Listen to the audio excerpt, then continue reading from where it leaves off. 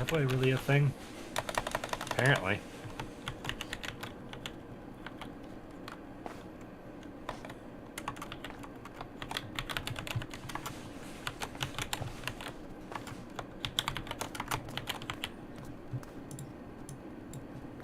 We even missed the scout cap demonstration.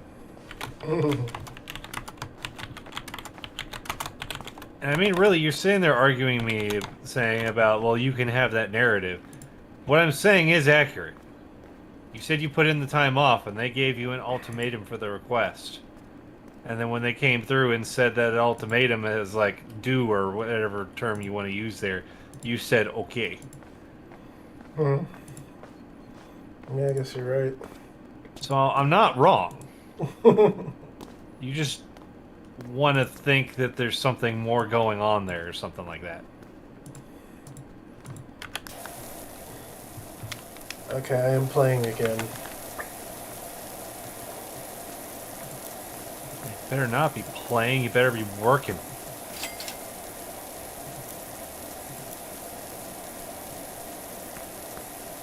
So why is the move to Discord, to Twitch thing? Why is the move to other service specifically May? Is something happening in May?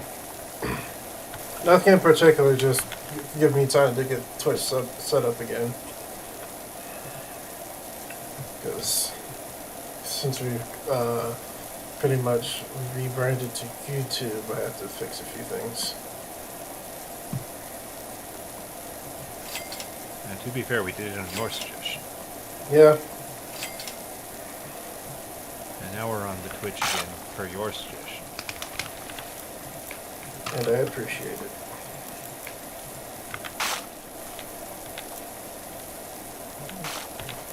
Did I find it? I mean, what was the reasoning on why we left it in the first place? So, Just crawling back to it? crawling. What's happening is Twitch is losing itself a bit, imploding, and so a lot of stuff for creators in general is just not good. The water's loud again. So the reason why I had us move to YouTube for a bit was to avoid any of the bad stuff that affected small streamers. There were a few, but I can't remember them all right now. But now some of those are still there, but it's a little better. So it's enough to be like, whatever. Okay.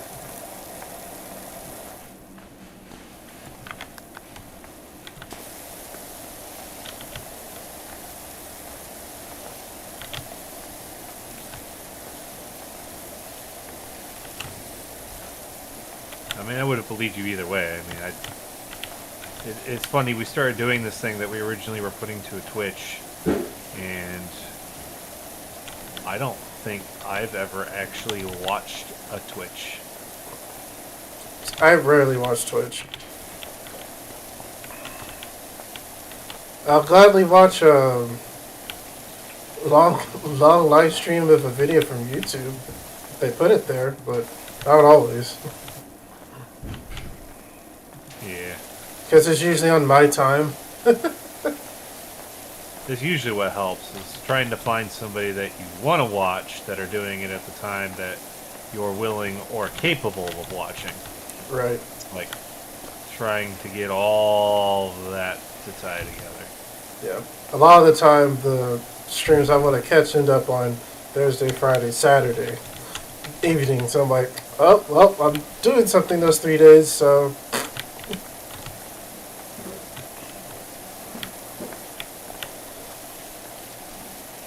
By the way, does everybody just assume that I do not want to go to the condo? Because I noticed that the past, like, 3 Saturdays that were over there, I was either in pains or had something going on. So I just assume that everybody wants to assume the worst, since that's apparently been the default thing to expect things whenever I'm doing an action.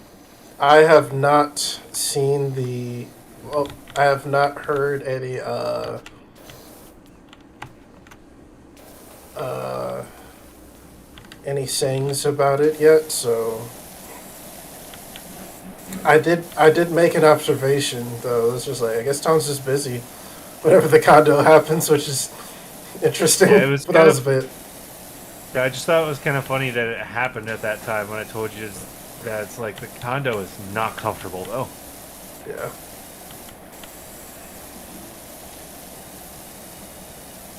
Which I'm so glad you guys got rid of those crappy little chairs at your apartment. Yeah. They were breaking down, and it was time. It was time to let them go and be comfortable in our little apartment for once. Like they were a fancy idea, and I guess maybe technically authentic. I guess. I kind of presume that was part of the reason of getting them, At first, yeah. but it was kind of telling how I think two of them broke with me, Yeah. and every time I've described that furniture to people, everybody who I've told, which are people that are aware of how a thing works by building it, are all, that sounds like a piece of shit. Yep. They all got bought at the same time, but clearly some lasted longer than others.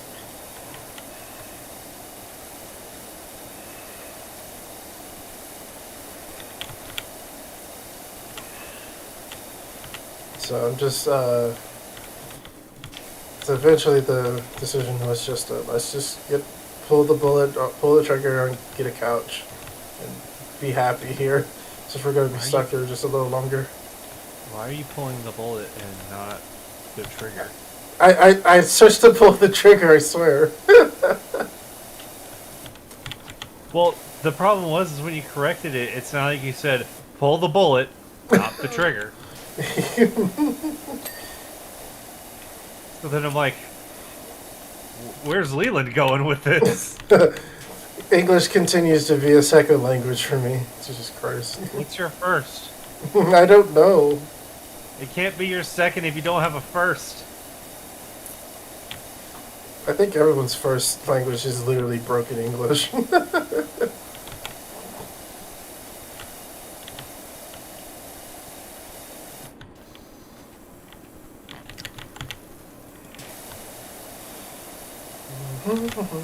Yeah, so the job thing is getting weird already. Yeah. Like, yeah, this week has been a little hectic. Because you're doing So- your big project that they said that no, you can't take time off on. Yeah. So yeah, it's starting, and then, but on top of that, we have DWD's like, hey, we have more servers to build. I'm like, ugh, fine. Because in between the big project, we're like waiting on stuff to get approved, and for them to say, hey, do the thing to move these servers and stuff. You And would get think the that networking. thing would already be approved.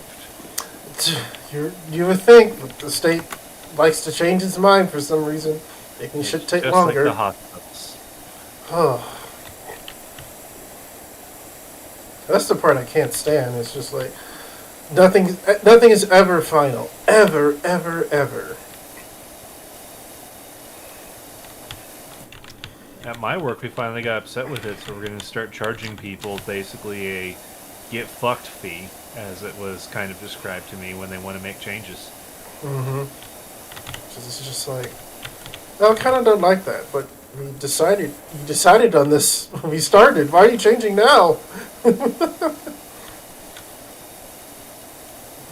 It's the most annoying thing about this, because these servers need to stay online and available for people to use them. And it's just like, I think they need them to PC. No, I guess not. It's just like, you can't be this indecisive about this.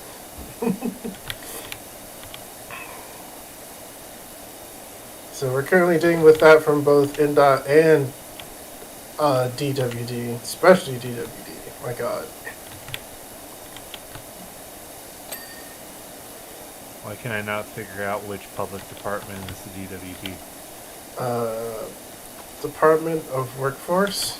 Something. It's the Workforce Department or something like that. God, I have to. Hold on.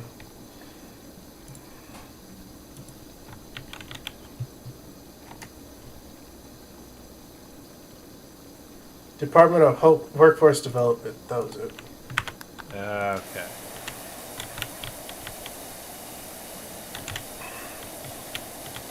It's like I don't know all the services, but it's clearly where like unemployment goes through and stuff like that. Like during COVID, and I was definitely when I was a land tech, they were always busy because they had revolving doors at their call centers.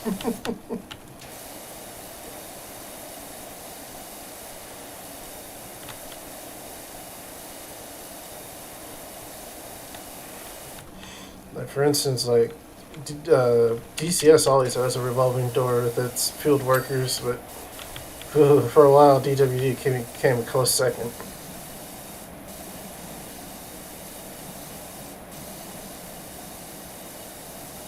It's almost like it's doing something shitty, but no one wants to care. Mm-hmm. During COVID, they got caught for something. I can't remember what it was. I'm gonna just assume some kind of fraud. It's always a fraud. Kind of. I can't remember. It was a while ago. Like, part of the thing being in tech is just like, I got your computer working. Oh, you're using it for that? Okay. See, that's the nice thing with what I work with, which if you're ever bored of being a state lackey, you go and you set up a system. And the way the system gets set up is you set up the internals of the system and how it works. A customer can't get in there because the customer wouldn't know what the fuck they're looking at if they were in there anyway. Have you had people complain about that at all? No. Oh, good. Because they shouldn't. Leland, when you have an entire house where somebody has to basically forget what a light switch is because they never use it, and then there's literally an issue that happens, they don't sit there and be like, I'm going to go in all this programming and fix it. They're going to be like, my ting broken, and then somebody remotes in and changes the one variable it changed because of an update, and okay, fixed. It fixed now. Like, yay, you so smart. It's like, yes, but okay. Leland, our clientele are people with money. Oh, good. It's less, I'll do it more. I have money to pay for smarter people to do this. Oh no, you'll never say that you're paying for smarter people to do it. You can say that someone's smart, but you're never going to say you're paying for somebody who's smarter than you to do it. I guess so. You're going to pay for somebody else to do it. Because if you were acknowledging that other people were smarter than you, that would call into question why you have the money. Yeah. Sometimes. You have to think how a rich asshole thinks, which luckily we don't have a lot of super asshole rich. What was it? Like Mr. Wood from Greenwood? That was the worst one I heard from you. Yeah, which I've actually had interactions with him more. Oh, wow. Yeah, and I think some of it was some meddling of a guy that was managing a lot of stuff for them, which I think is slowly being kicked out. This guy apparently figured out how to get into their Luxone system, and was just randomly at night turning lights on in their house. Oh. Because I guess he just felt like it. And it was funny because it was happening, and people were like, what's happening? And then they start being like, this guy might be messing with us. So then we decide, alright, change the password. The only people that are going to know is Drew changing the password and Brian being the manager. And then suddenly, Lights stopped churning on randomly during the night. Shocker, right? Shocking. But he apparently got into. There's apparently a thing with iPhones. This is what I was told today. Oh, Where you can share notes. Like you can have a note saved in your phone. You can share it to somebody so they can, you know, get the yep, content of yep. that note. This is the thing. But when you do that, they apparently get access to more notes than just that one note you shared. Yep. Well, there was a note on Mr. Wood's phone that had all of The his password. passquotes and his passwords. And this other guy copied his password document and deleted Wood's copy of it.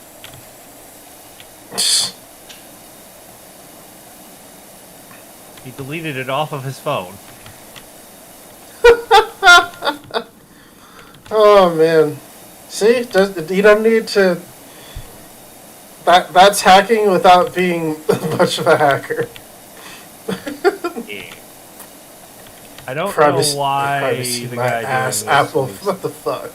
Sorry, go Yeah, on. I don't know why the guy doing this is still maintaining any amount of anything where he still has contact with these people.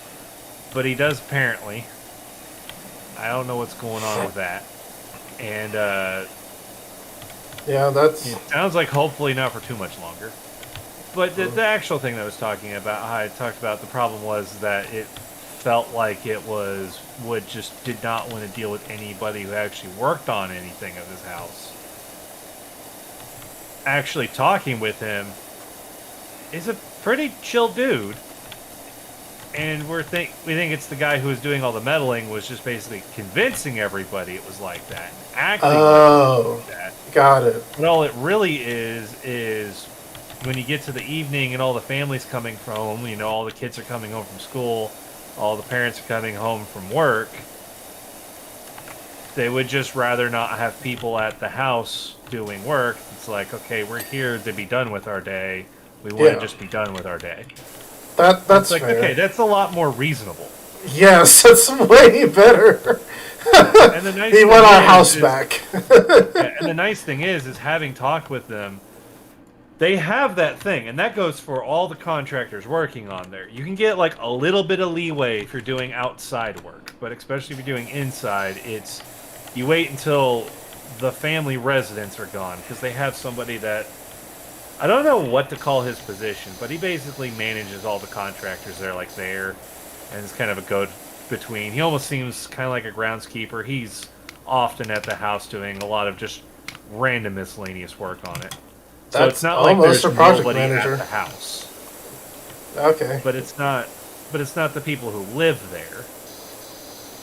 And if they're going to be there, you've made it explicitly clear, like, hey, these people are going to be here doing this thing. Is that okay? And they're like, yeah, that's all right. But the nice thing is they have this restriction at working there. But they are totally aware that by having this restriction there, that does mean some things are going to take longer. And they don't have an issue with that. It's like they fully acknowledge we have this thing. We are aware it may make things take longer. We are okay with that. Yeah, because it's a mannerism at this point. Okay, that's much better. Wow. Yes.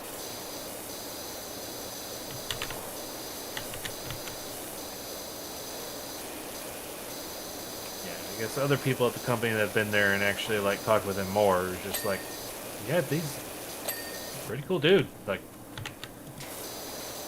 as far as I can tell, unlike some of our other clientele, isn't super racist or super mega asshole.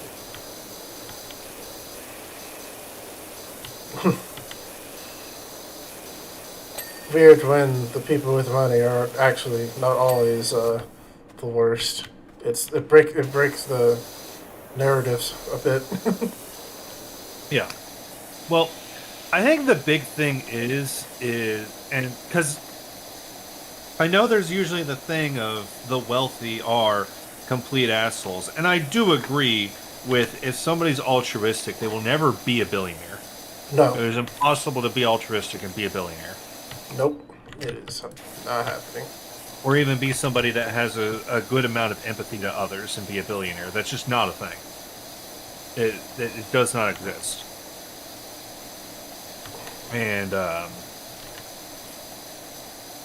so I think the thing is that really a lot of the people that we deal with is like, yes, these are people with money, but they're not like the rich people. They're just the well-off people. So you haven't broken that threshold of they have to be a colossal douche to everybody to get that last cent. They are people that like own a business. And it's like their business may be run completely sensibly. It's just because they own the business, inevitably they're going to have more. And it's like, that's fine. You can have people that are decent in that kind of position. It's like this. I'm trying to figure out where to put this. Not quite the rich, but definitely not the middle class. Yeah. The upper middle class or whatever. Some of them I could probably call upper middle class. Some of them, like Wood there, I think is like the next rung above that. Oh, okay. Yeah, I don't have a name for above that. I'm sure there's probably one out there. I just don't know what it is to better articulate it. Because it is when you start getting to the area where a lot of people are just like, it doesn't really matter. Just single category for a lot. But then also sit there and act like that they don't judge people or when they not have labels on people, but then we'll just have these huge, gigantic broad strokes on people. Just gotta cause. love the hypocrisies. Yeah. We gotta put a name to everything. Do we? Well, I don't know if that's a human nature thing or now or what. Is that a form of evolution we just have? I personally think, I mean, that you could probably track some kind of thing of evolution of because of previous things of being like hunter-gatherer or whatever. You just kind of, it's a way of quickly assessing the situation. But I personally think what the majority of it is because we are in a world that wants to be so fast-paced, the quicker the answer, the better. Especially our culture. Oh, fuck yeah. Just first world in general. It's like in some European countries, I hear people like describe Americans as like very hardworking. Like they literally have to count every second ever, and it's just like it feels that way, doesn't it? But you have plenty over in the European countries that do all that as well. Yeah, it's not too different, but it does also. It's just like a little. It's the same but different. Where it's just like they have different things to worry about. They have different expectations of each other. Blah blah blah, and it's just like a mutual difference. And just like yes, everyone is first world country is also hardworking. It's just how they go about it is a little different. Like some places in Europe are open till like 2 or 3 a.m. but still open at like fucking 8 or 7 in the morning still, something like that. Well, I've noticed that their big cities are more frequently set up for 24-hour cities, where it's slowly improving, but we still have a lot that are not set up for 24-hour cities. Like Indianapolis is absolutely not. No. God, no. Which is unfortunate because it really doesn't make sense, because Indianapolis is actually a very industrial city. We didn't become the crossroads of America having a bunch of trains that ran through here just cuz. We had a bunch of trains come running through here because we had fuck tons of factories that built stuff. Yep. Indianapolis is actually an industrial center, and it's not. From what I've been able to get as I have been doing the digging of the research of the history, because a lot of people don't want to do that no more, and I don't understand why. Because I do understand why. I just think it's dumb as why. It's because that whole thing of, well, don't learn history because it's supposed to make you mad. Fucking hate that categorically. I don't like when people come up with that as an explanation to not learn history. This makes you mad, yeah, but it's in the past at least, so you can learn from it. Well, The it's stuff that that whole today- thing of. It's the whole thing of I see people keep applying like, well, history's supposed to make you upset. You're not supposed to feel proud about it. And like, no, history's supposed to be learn a lesson of things that happen here. Just did something shitty in the past happen? Yeah, History. don't ignore it. Take this opportunity to be like, why was it shitty? It was shitty because this. We should not do that then because we can now tell that it was shitty. This is what happens when shitty thing happens. History is making mad because that's where bad stuff happens. If everything in history was bad, oh my gosh! I swear, like it feels like sometimes I feel the IQ just dip from people. It's just like, how did you what? And you know, if somebody wants to sit there and be like, history's where bad stuff happened, and like the present's where bad stuff happened. Twitter, worst thing that's happened to humanity. It really is. I hate Twitter so much. The way I see certain people talked about like when Twitter was like supposed to implode after Elon Musk got it. It's like Twitter's gonna be shitty now. It's like it was always shitty. God, I was so hoping that Musk would get that thing to be killed because he's Same. so fucking incompetent at everything. But Oh, he's I was so hoping- incompetent at killing Twitter, it hasn't died yet. God, it infuriates me. He can't even do a wrong thing correctly. It's like Yeah. Magnus. The whole joke of Magnus did nothing wrong. And a lot of people are like, no, he had good intentions. Like, no, Magnus did nothing wrong.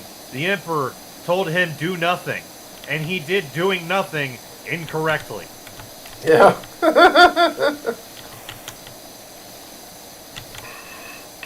I like his retelling a little more than the original, even though the original's still pretty good. With Magnus's little downfall. His corruption is H. Yeah. That's straight up what it was.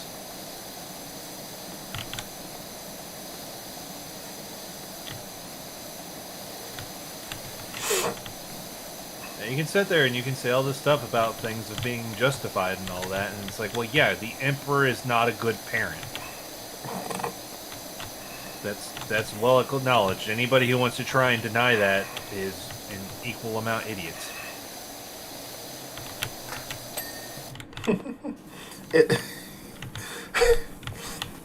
It's the argument of just like, yes, he's the emperor of mankind. Yes, fine, whatever. He's still a pretty horrible person by today's standards. Yes, he is.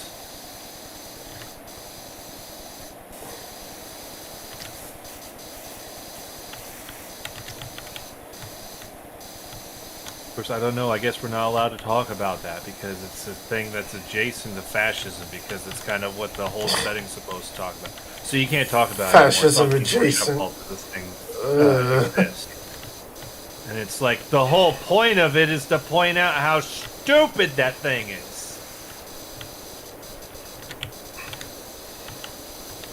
The absolutely soul-crushing, devastating dystopia of the 40K Imperium, which is built upon heavily bureaucratic leading into autocracies and the fascist-like system.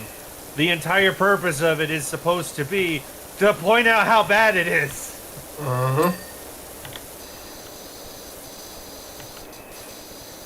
Why can't people understand fucking satire as a concept anymore? Of course, these are the same people that watch Rick and Morty and want to idolize fucking Rick Sanchez. And it's like, That's literally not the point of this character. It really isn't. It's like, I This like character Rick. is Why? intentionally a horrible person. We're not supposed to like him like that. Laugh at funny haha jokes? Sure. Be like, that's a good idea. He's got a good head on his shoulders. No. No.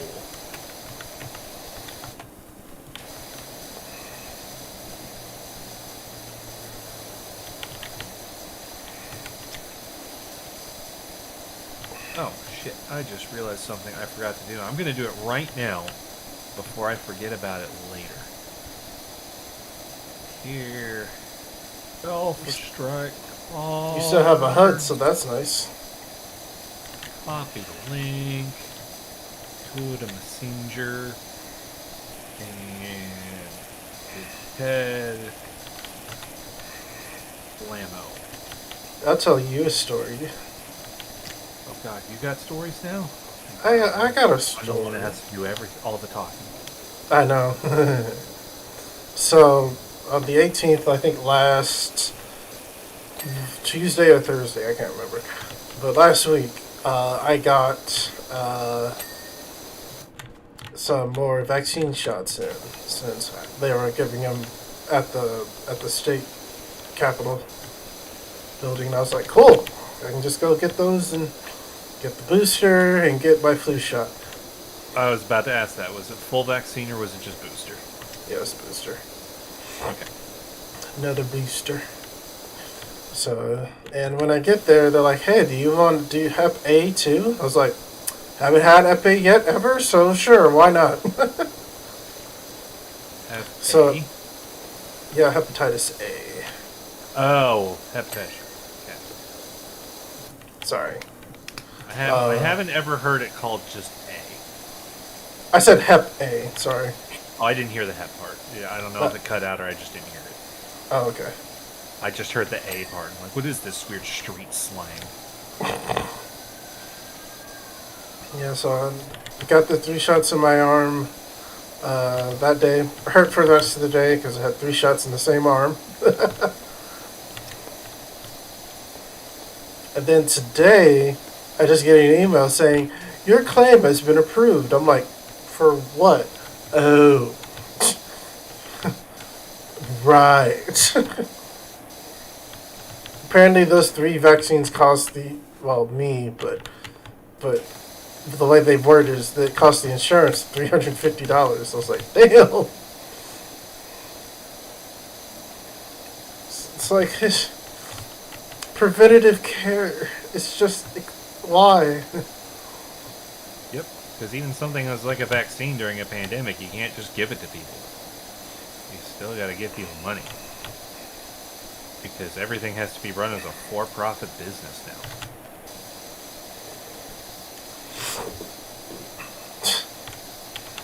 Like, I hear the jokes of, like, late-stage capitalism and stuff like that, and I'm just like, I don't fully get it, because I'm unsure, like, what exactly is the late-stage part.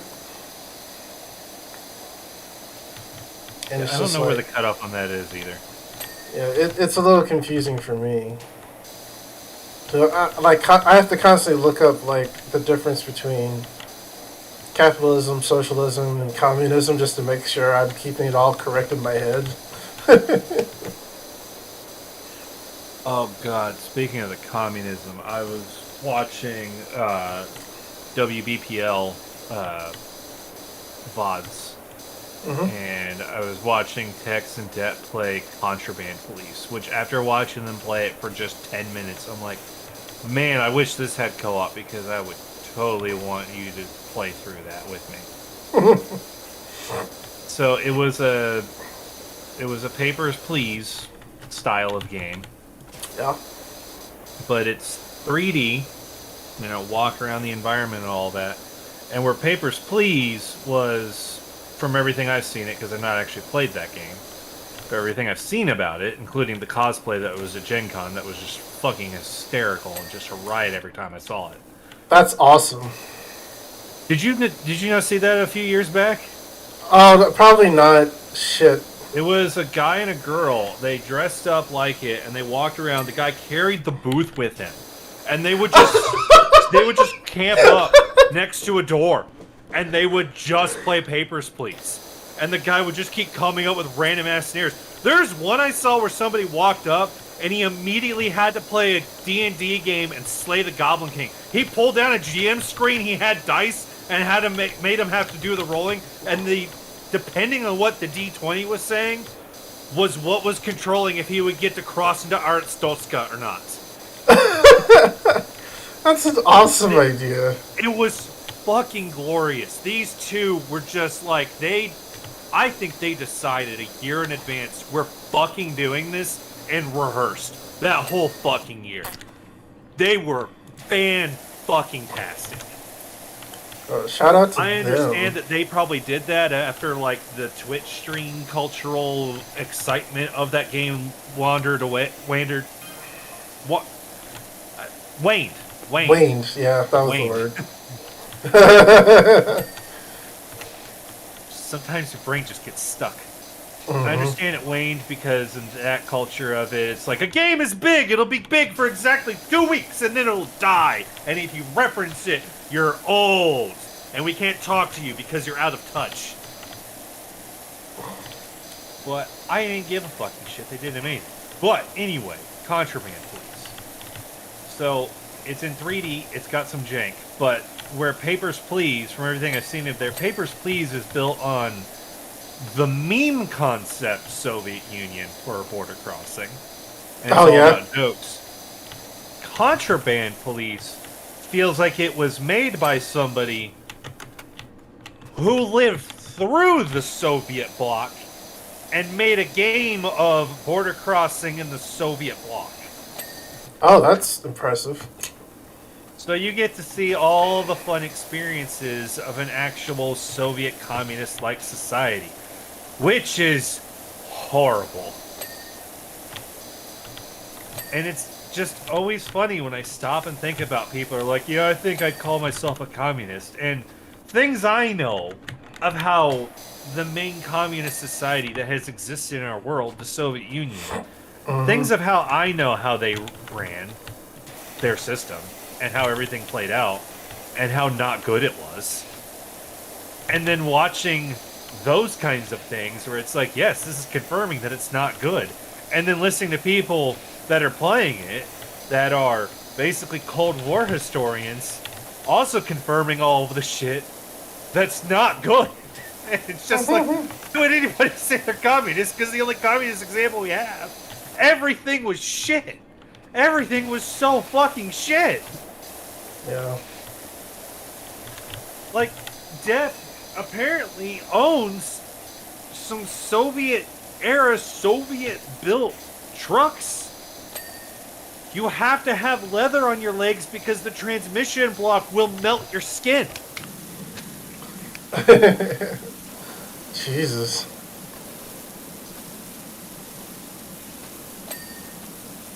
And it's just like, this was not a good system. Why would you want to be that? It's not good. Are you getting stuck on the common problem that people have of that whole thing of, well, communism looks good on paper, it just didn't work in practice? And it's like, if you really stop and think about it, it's actually not that great on paper. Because communism is an equality system, which a lot of people hear that, be like, yeah, that's what I want.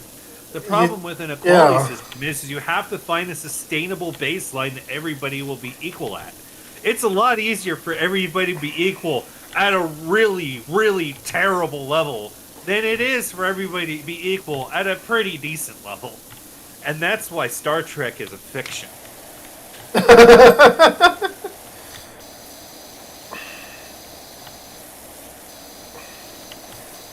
Yeah, like, as a bit of a realist, it's just like, I would love this, but we need so much more for people to not be so inherently, like, selfish to get there, and it's just like, that's not happening anytime soon.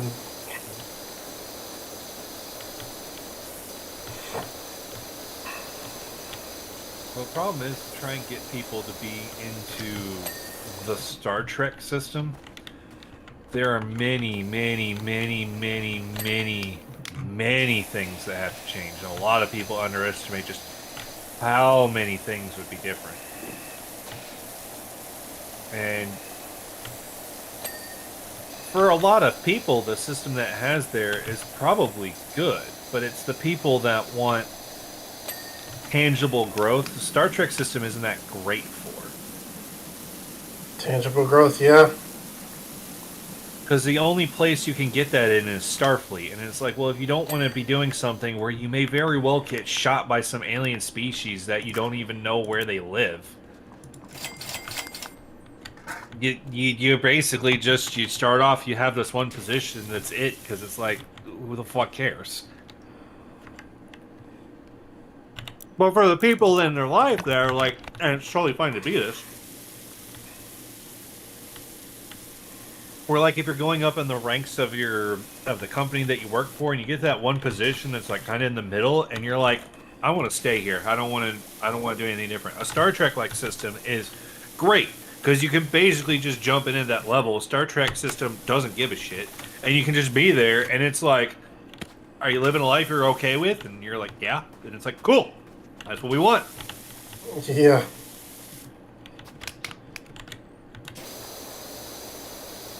It's like what? It was Cisco's dad, right? That had the restaurant. Yes. Wasn't an uncle. Yeah, Is it's it- like he has a restaurant in a society that does not use a currency. So when you think about it, that restaurant does not exist for him to be able to survive off of. That restaurant does not exist to bring him wealth or anything. The restaurant solely exists because he wants to cook food for people. And if that's what he wants to do, Star Trek system, fucking sweet. You can have your restaurant and you can serve people. Awesome. Just as long as you don't disease people with weird alien things that you knew that you could have prevented, you're golden. Awesome. But that's basically a thing that has to be a lot different for the Star Trek system to work, and a lot of people don't really notice it because it's a hard thing to just picture in your head doing this. There's a lot of jobs that exist in order for people to do other things, and we're okay with it here because you get paid for it. In that system, some of those jobs have to exist, but you have to just want to do that. It's also why the Abramsverse movies didn't make any fucking sense, that some guy had his daughter that had like some condition, and it was basically framed like he won't be able to afford the treatment, and then Khan shows up and is like, I can make you afford the treatment, but you have to go blow yourself up in Starfleet. Yeah. And it's like, that's not how this was ever established to function. It was supposed to be a functioning that he would walk into a doctor because it's like, my daughter was being sick, and they look at it and be like, your daughter has a heart condition. He's like, oh no. So did we come in on Tuesday or Wednesday? I'm like, Wednesday.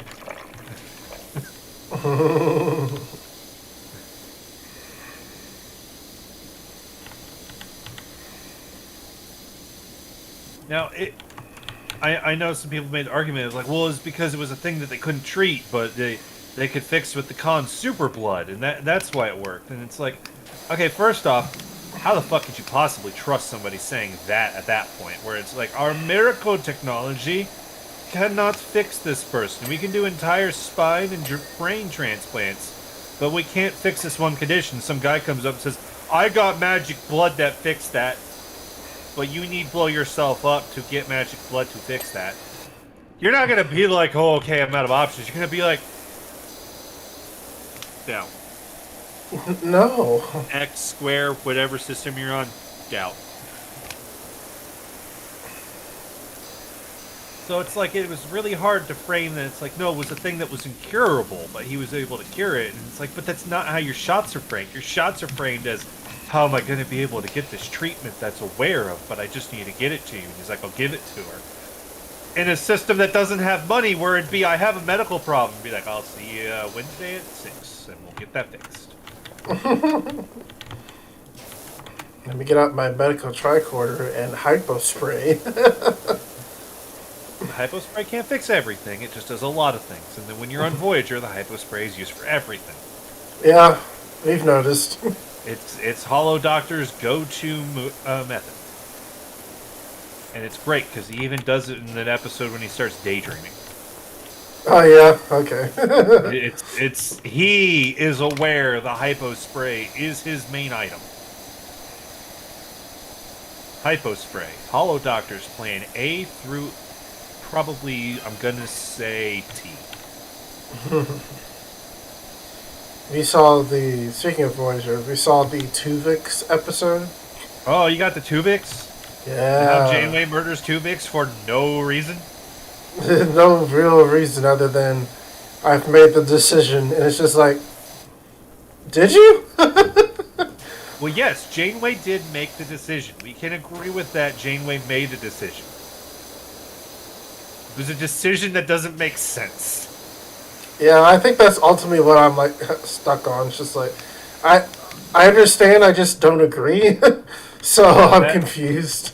Yeah, that has forever been the issue with the Tuvix problem, is that any concern or problem that was brought up that would be causing Janeway to adopt decision of must kill Tuvix, all of the problems that were presented do not make sense as actually tangible problems.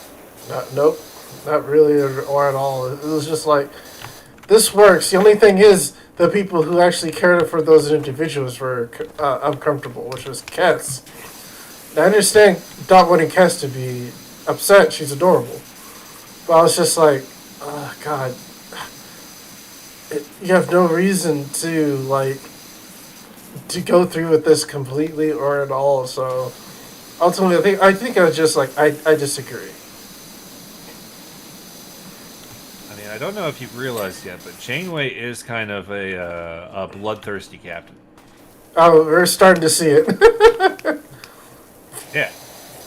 Have you gotten to the stuff about the time travel police complaining about Voyager yet? Not yet. Okay. Janeway has a problem with that. Why? It's well documented in Future Federation, where the new frontier is time, that they hate Voyager. They fucking hate Voyager. Why? Voyager's thing is that it's trying to get home. Yes, but Janeway... I'm just going to go ahead and tell you this here so you can try and understand the context of why this happens. Okay. The ultimate end goal is that in functionally most timelines, I'm not going to say all, because there's always a timeline out there where they get eaten by the Borg or some shit like that. Uh-huh. Most timelines, Voyager makes it back to Earth. Those most times, Janeway makes it back to Earth. The crew, everybody lives out their lives for about like 40 years, enough where they're all old and gray, and then Janeway just looks back and be like, I could better further tune my high score of the Voyager coming back. Time travel, change it. Oh, really? She's never satisfied with how the Voyager gets back. So she constantly time travels to change how Voyager gets back. Because she's basically a perfectionist that is trying to get her 100% run. Oh, that's the joke from Lower Decks. Oh! That makes so much sense now.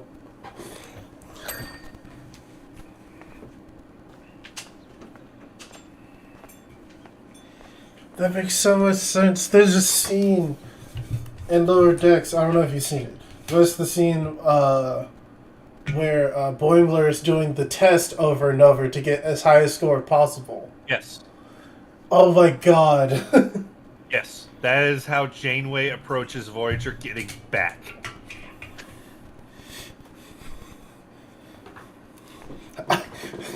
Looking at her old and gray crew going, I can do better. Time travel. That's the thing that makes it so great, is every time Janeway is doing that, like the main time in the show where we see it happen, because it's how the series is going to end, is one of those scenarios is going to happen. Oh, yeah? Okay. You're just going to be aware of that. It's so hard for me to say spoiler warning, because A, I hate spoiler culture, and B, the show's been out for a while. It's your guys' own fault you don't know this. But fuck, I just lost my train of thought. But yeah, when you go back to, when you get to the point where it ends and she goes back, like we get the scene of when she makes the decision she's going back in time. You see all of the crew. They all have fucking lives. They are satisfied with how everything's played out. They've gotten married. They've gotten kids. Hollow Doctor has a family and is a person, I guess. However the fuck Hollow Doctor works. Yeah. And Janeway just keeps going, no, I only had 8,000 points. I missed 10. I need to get 10 more. I need the super secret ending. I need the super secret good ending plus plus plus. I'm not satisfied with super secret good ending plus plus. I don't give a shit about these other people. I need my secret ending.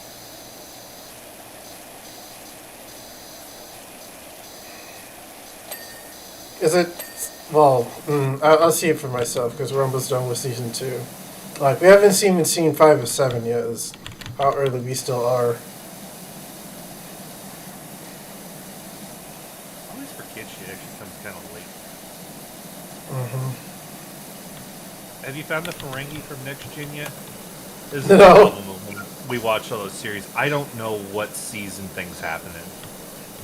We just watched the episode where Janeway and Chakotay ended up like being left behind on a planet due to a contagious virus from an insect bite.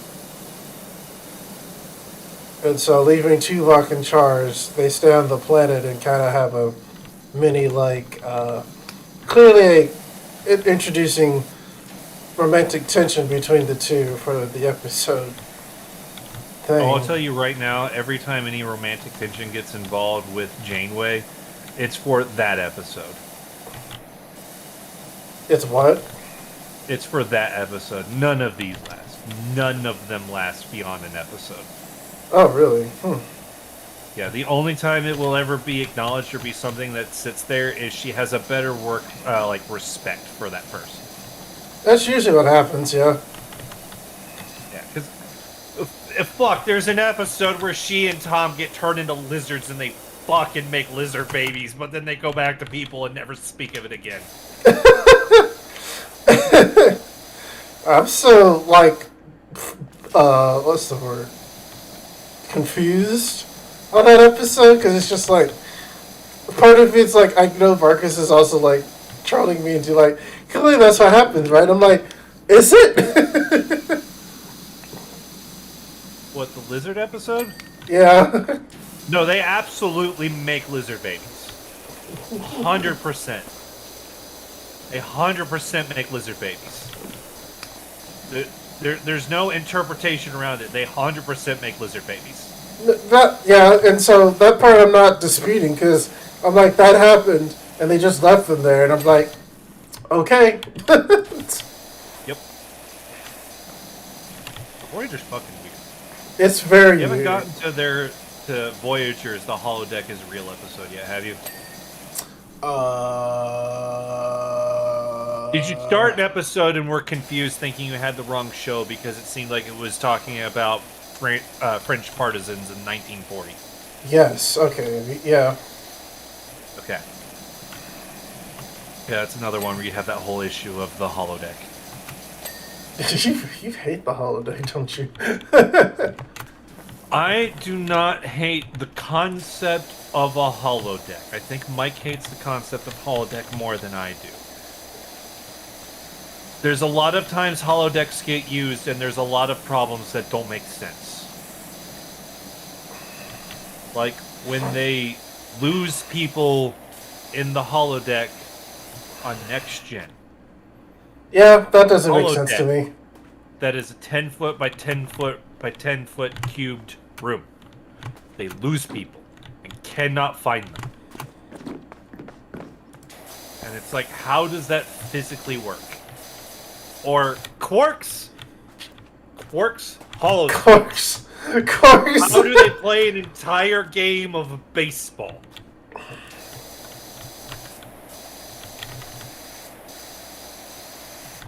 It's just they end up as rooms that end up bigger than they should, and it's just like, how did what?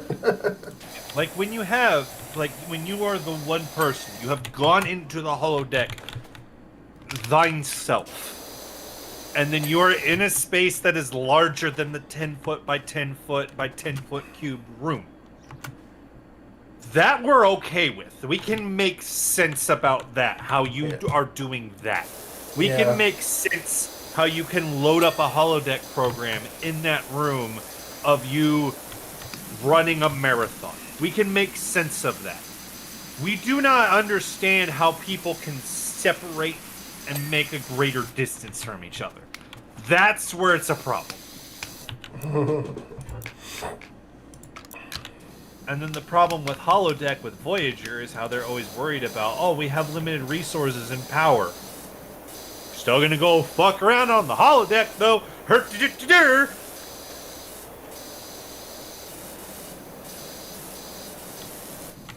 And what's funny is, even though Quark had one of the really bad examples of the holodeck of playing an entire game of baseball in a holosuite, there's a lot of times where they show the holosuite and what people are doing in his holosuite. It's like, these make complete sense. Like the one when you had the guy that was doing weapons deals in there. It's like, yeah, he's that in a makes room sense. with simulated guns. Yeah. It's like, yeah, I can wrap my head around that. That makes total 100% sense. I'm A-okay with this usage.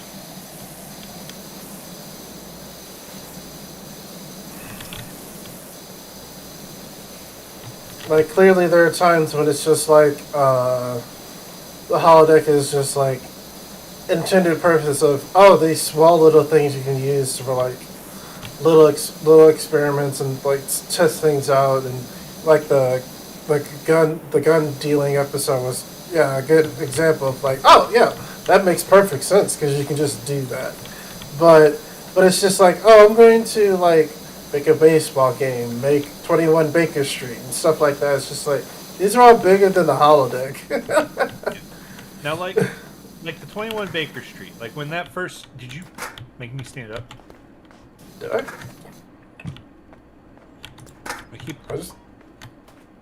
I keep popping up. That's weird. I was just moving the ladders. I was doing it. That's funny. It is. What the fuck?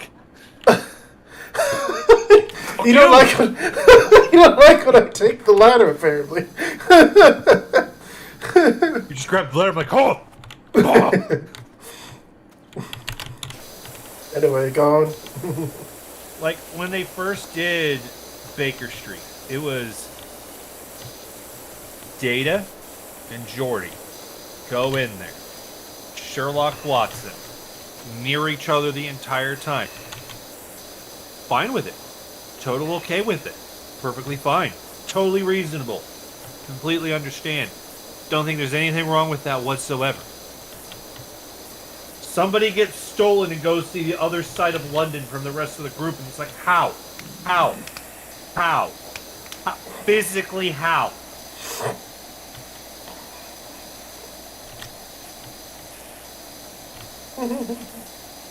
Like, I would expect that the way the holodeck would work is it would try and be doing, like, all this shifting mirror trickery and all that stuff to try and make the space seem bigger. But, like, if we were in the holodeck and we started, like, you stood still and I started moving to the right, one of us is going to reach a point where it's like, I'm going to be walking, and then, like, the holodeck's going to put up a screen. Like, you're about to smack into the actual wall please have the other person move closer to you.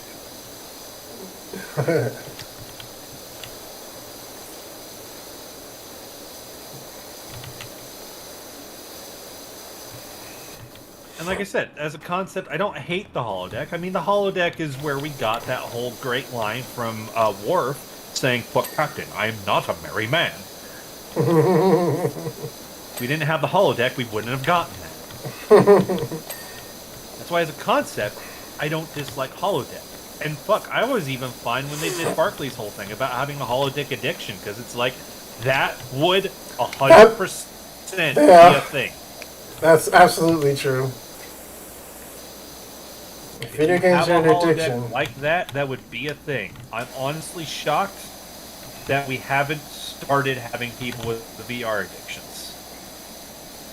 Like, I wouldn't expect it to be a widespread thing right now, or VR's not that advanced, but I think we're advanced enough that I'm surprised I haven't heard of at least one case of VR addiction.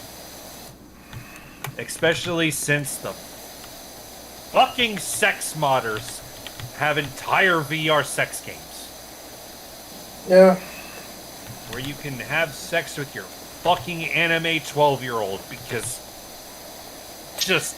Someone allowed that. You can't see it because I don't have a camera, but my whole skin just crawled around my body doing a skin 360. It's like, ugh. It's so uncomfortable. Ugh.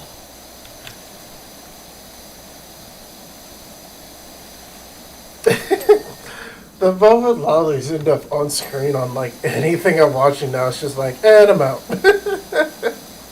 See, I have at least a little bit of tolerance. I see a lolly show up on screen, and it's like, what are you gonna do with that thing? And if it's like it's a child, and it's just a child, and that's it, Yeah. and that's it, then I'm like, whatever. Basically, even forget about it. But as soon as they show up and they do the fucking panty shot, I'm like, I want to vomit. It's just like, goddamn. Like, the one anime we tried to, man, we are jumping all over the place with topics, but it's how we keep talking. Like the one anime we were doing this, and this is when I told you want to stream?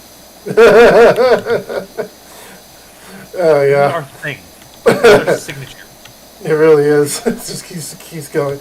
Like the one anime we were watching where the concept of isekai into another world, and the main character is like the only one that technically believes they're a god. And when he finally does like put any faith into it, it's like, it's a lolly, and it's just like, and she's all over him intimately. I'm going to pass. Yeah. Oh, I am curious. What's going on with the Revenge show? The one that had an hour and a half first episode. Oninoko. Oh, okay. What's going on with that one? Because I have only seen the first episode because, quite frankly, I have not watched any of that anime on my own time for the past 2 seasons. Even though I keep telling myself with some things like that I need to, like with Vinland Saga, because I personally am enjoying that show. I don't give a fuck what the rest of you people are saying. You like it? Why? Who said they didn't like Vinland Saga? Who do you think?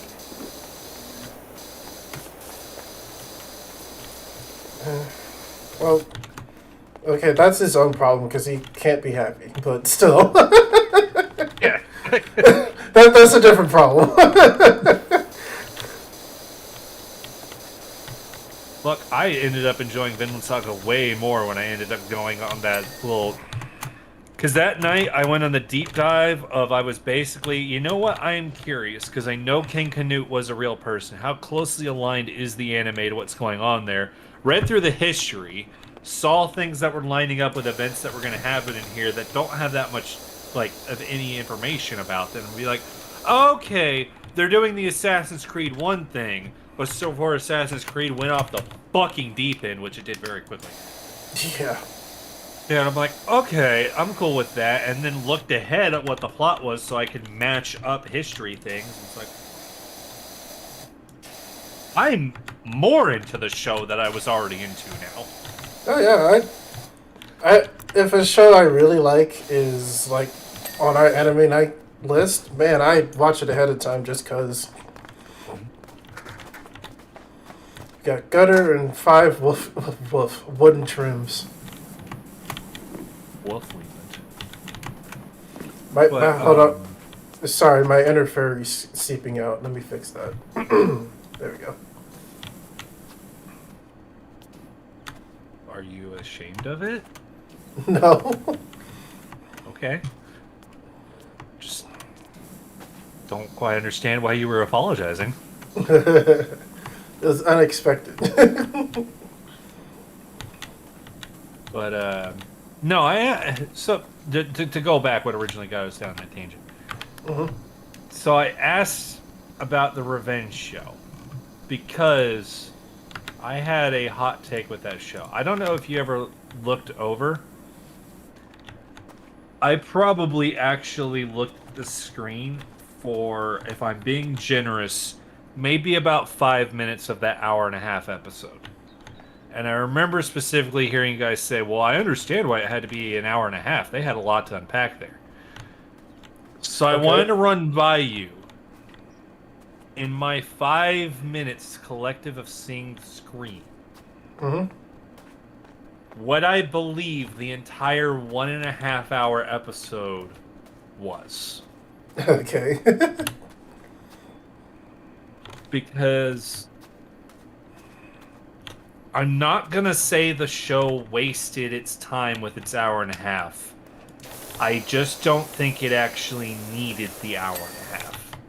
Like, I don't think it was critical to be an hour and a half. Does that make sense?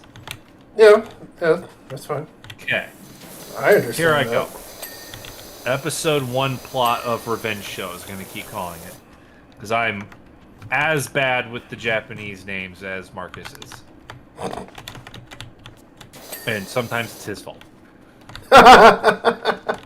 He comes up with decent names to describe the show sometimes. Yeah, it's funny. Him and Carl, they both do it. Yeah. All right. So, Yay, we finished. doctor had cancer patient child while he was basically doing his what they call residency. While he was doing his residency. Yeah. Interacted with the child while he was fucking off, so kind of got a little bit attached to the child. Child dies. Yeah. He uses that to take it with him. Child was obsessed with this one. What do they call them? What do they call them? Idol. That's what they call them. With Idol Girl. So he picks it up because he got attached to the cancer girl that died, and since that was like her defining thing, so now he's kind of with it. Okay. Idol Girl goes to his hospital because they're trying to go to somewhere where hopefully she won't be recognized, but that doesn't work out, and is having twinsies. So Guy decides that he's going to give birth to the twinsies because he's, fanboying, and also because he sees a little bit of the cancer girl that was in there, of the whole situation, and just wants to do that because he still feels bad that cancer girl is dead. Okay. He ends up getting thrown off a cliff from Stalker and ends up dying, which then causes a Rugrats isekai. An immediate Rugrats isekai for him as Idol Girl's son, but super mega delayed isekai thingamajigger, reincarnate, whatever you're gonna fucking call it, for a cancer girl. The logistics of that was still strange to me. Yeah. They pop out rather than having the Rugrats thing where they talk to each other and they just are speaking in baby gibble gabble bobble bobble. They just know language, even though the language centers of their brains aren't developed and the language, mechanics in the body are not developed enough to do that. That's part of the reason why babies know Speako. To be fair, though, all the isekais have done that when they've been reborn in some way, and it's just I weird. know, it's still a thing that I have an issue with and I'll always call out. I'm moving on. Okay. So they get reincarnated. They get to the point where they're one. Everybody apparently would have had a problem when they were a month if they were talking. But when they're one, it's okay for them to talk like 27-year-olds. No one bats a fucking eyeball. The one manager lady, or The kids got to the point where they were 1 year old, and I remember looking up and the doctor saying, now nobody thinks it's weird that we talk, so they just talk fucking normal, which is like a 27-year-old. And nobody bats an eye that a 1-year-old is talking like that. yeah, So then, being 1-year-old, they like that they are Idol Girl's kids because the girl is super obsessed over the Idol Girl and is obviously going to be super obsessed that she is her Bippy. And then the doctor just kind of likes it because they like the Idol Girl, but kind of falls a little bit out of that and is just like, well, now he's her Bippy, and she's like being happy raising a Yeah. Bippy. And Yeah, he's just like, we're gonna roll with that. yeah, just And happy then- with the situation. Yeah, and then she calls the baby daddy and says, "Do you want to meet the kids? Because the kids that are talking more intelligently than I do are talking about wondering who their father is." We also have to breeze past the fact that the 12-year-old cancer girl has apparently accumulated all the language while she was dead. And doesn't talk to a 12-year-old. And then while that happens, because she called the baby daddy, and the baby daddy wants to get revenge because the baby daddy doesn't like her because she doesn't actually want to be together. She was just saying, like, maybe the kids just need to know who the daddy was. Which, in all honesty, me personally, not been in that situation, I still look at that and just wonder, why the fuck would you give a fuck? If your daddy is not around for any amount of time whatsoever for you as you're growing up, and the reasons aren't Entirely daddy clear. straight up has gone like actual missing, like police investigation missing, and it's been caused by something that was not by their own hand, or daddy got killed in insert conflict here, or police action, or something before you was born. I don't understand why you feel obligated to owe anything to that prick. Including even knowing who that motherfucker is. I had an uncle who had opportunities to meet me and be in my life. I now have adopted the stance and have been in there for many years. He's not even a real fucking person. And when I heard that he died, I'm like, why the fuck do I care? And I've even said those things in front of grandma, and that apparently really upset her. And I'm just like, I'm not sorry, he's an asshole. Let me say something real quick. I don't have much to say on that. I do have some experience because I do have a half sister, and she has appeared not uninvited but unplanned before because she was curious. She's not dangerous or anything. She has her own family now and everything. She's pretty well off. Well, I would say happy. She's fine, but it is. Must be a mental thing where it's just like the question is always just what if or what's it like, because they've never had that answered before, and it's just like, I guess I understand, but I'm not gonna say I do. But that's my experience with it. But continuing on, because she called the baby daddy, and the baby daddy didn't like that. So the baby daddy tells the stalker where she lives. And that's what's going to be the whole investigation or revenge plot line, is that he's going to find the baby daddy. And the baby daddy was behind it. Because the stalker goes to apartment, stabs her in the gut. But typically not as lethal of a spot to be stabbed at, but stabs her in the gut. He has long drawn out speech. Smothers son in blood, just smothers him in her blood, just just bathes him in her blood. Corn, very pleased. The blood flows. Cornberry, please. Alright. And then kids obviously distraught, both in the obsessed at the idol girl who has now died, and then also at the having been her babies for a year, has that kind of instinct of, but we was the babies, and now the mummy is dead.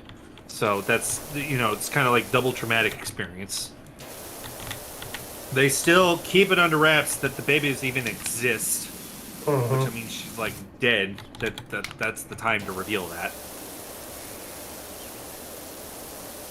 But so that happens.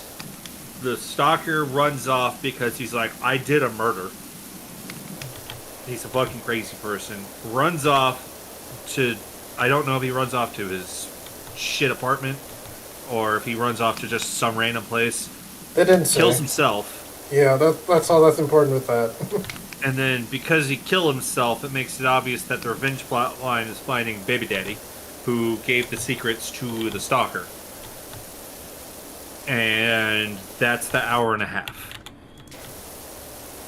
They didn't also reveal who actually was going to raise them. They just left it at it's either going to be the producers or the guy that gave him the stupid nickname. And I only say stupid nickname because I know it was funny and fitting, but I don't remember what it was right now. Precarious child or something like that. It's a precarious boy. Something like that. It was funny Yeah. and fitting, but I just don't remember what the fuck it was. So that's just why I call it stupid. Which, fair enough. Well, that's why I call it stupid in this current context. Well, put it that way. Okay. How'd I do? Yeah, you got it. Yeah. I didn't think you missed anything. That was why when I heard that we needed that hour and a half, that I was kind of sitting there being like... I looked at a Hedonites of Slanesh book for the vast majority of this. And I got all that. I'm not going to say they wasted their time, but I don't think they needed an hour and a half. I think their consensus is that people are saying, wow, I guess they did need that hour and a half, which, whatever. That's a lot to put forth in, like, the first episode. I'm going to say, I didn't mind an hour and a half. And that's why I say I don't think they wasted. Yeah, I didn't mind it was like that, yeah. Yeah, because if everybody was like, then I'd feel like they wasted. Yeah. Because people were clearly engaged in it and having a good time with it. They must not have wasted it. No. Like, at first I was a little put off because I didn't like the Doctor character at first. I was like, oh god, who is this Dr. House acting motherfucker here? But still. That was the only issue I had at first, but the good part was... It was definitely a show that I wanted to know how the episode 2 was, because I'll be honest, kind of the reason why I was looking at a Hedonites of Slanesh army book that I had with me while that episode was on, is because, quite frankly, I kept getting bored. With the show? Okay. Yeah. Okay. I think an easy way to sum it up, having watched a bunch of the Metal Gear Mondays, if a story starts pulling a Kojima, I start getting bored. When you're taking forever to say something you could have said in a extraordinarily shorter time, I'ma get bored. That's how I am with writing.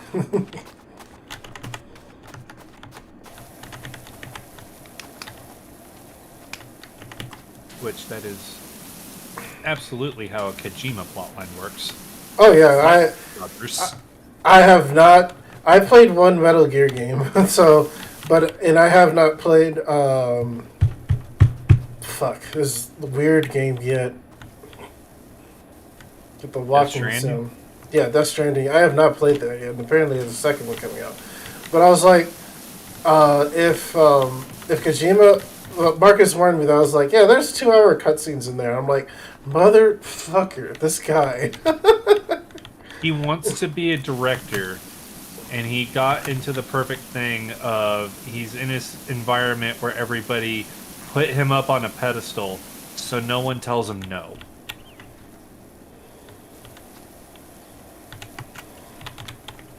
He doesn't have an editor to tell him, no, it's not good gameplay to have a 15-minute cutscene. Oh, there they are. I mean, I started to think something was up with the way Kojima games work. When, to be fair, I haven't played a Metal Gear. I haven't played... I don't know if he's done other games. I'm pretty sure I have not played a Kojima game. But I had a swimming endorsement from my brother of the one Metal Gear game that made it on the GameCube, where he said he was, quotes, playing it, was in a cutscene, fell asleep, woke up, was still in a cutscene. That's not good.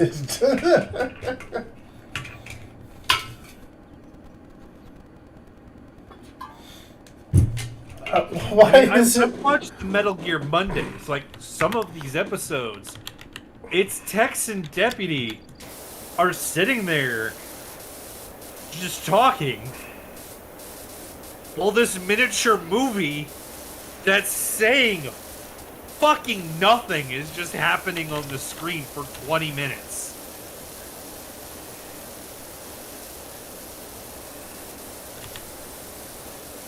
Maybe when I was a kid, I would be more susceptible to that. But today, well, no. I think when you were a kid, you would probably have hated it more because you're like, I want to play my video game. I guess. And it doesn't let you play your video game. Yeah, you're right.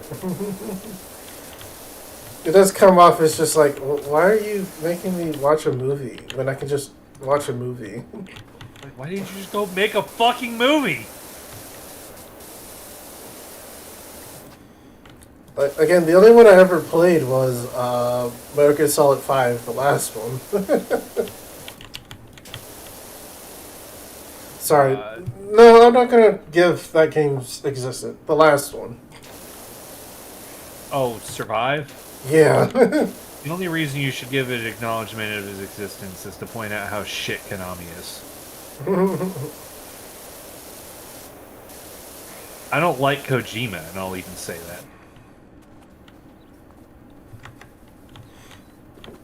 Like, Konami just, like, after that whole thing, Konami just pissed me off because they clearly made, like, in general, a terrible decision. And they were like, well, he's expensive. And it's just like, you let him get this way.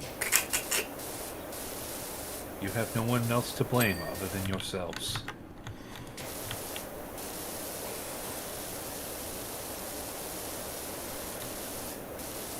Also, like, does he have an obsession with piss? I don't know. I have no. Because I was watching them play through Metal Gear Solid 4, and there has to be all of these fucking forever drawn out cutscenes, which we already know is happening there. But they're forever drawn out cutscenes of like ogle over this mentally damaged woman, and just check out all these things, and then oh look, she's pissing. Check out, she's pissing.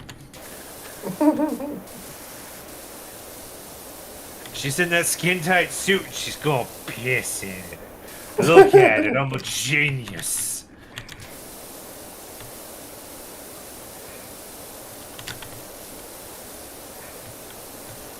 I mean, when he has the photo mode in that game about those characters, and when the people I'm watching it that have played through it say, it makes me feel dirty every time it comes up and I hate it. I'm like, Yeah, he's got problems.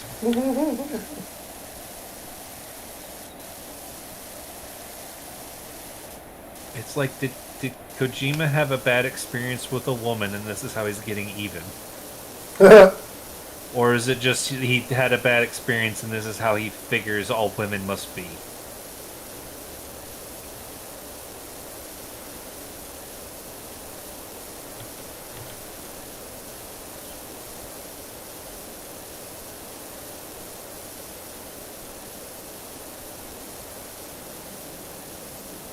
I don't know. I haven't played any of the Metal Gear games, and every time I watch things about the Metal Gear games, I'm like, it's definitely a decision I don't regret. Yeah. I think the only thing I regret missing from a Metal Gear game was the scenes of the one officer from whatever the fuck game, probably Metal Gear 2 or 3, where he's like a gun kata and he's just spinning his pistols around constantly. That was Metal Gear 1. Wow. Plot. Yeah. That's the remasters of Metal Gear 1. I just watched them go through that again.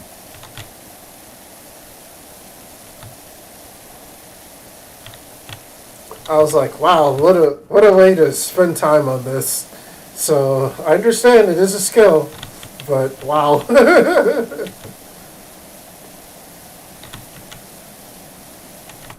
Well, plus he's also using a Colt single-action army and not using black powder in it. And it's like, why are you going to sit there and say it's the best weapon that was ever made and use it improperly?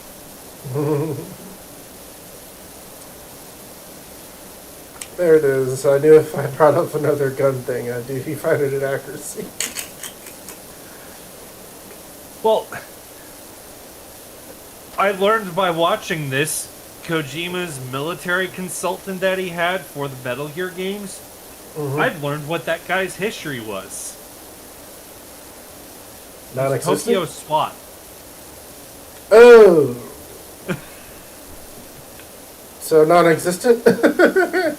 Yeah, that's not a military consultant.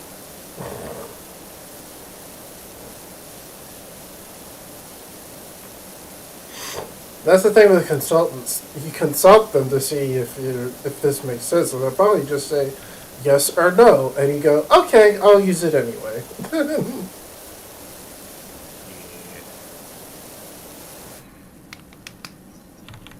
Or you do the cool thing and you actually come up with your idea, go to your consultant, be like, does this make sense? And they're like, no, that doesn't make sense. And they're like, what would make sense? And then they give you a thing, and it's like, that's actually way cooler than the idea I had.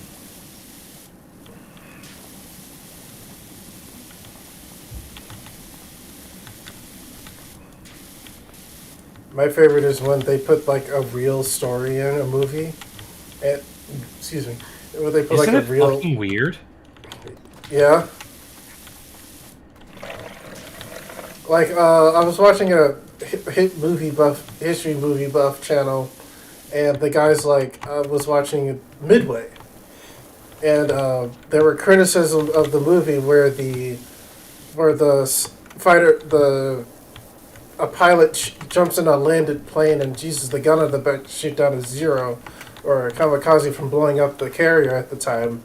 And that was a real story. People were like, that's not real. That's too much excitement. Just like, that actually happened. Yeah, that sounds completely believable, actually. Now, in actual history, he ended up getting captured and executed. But man.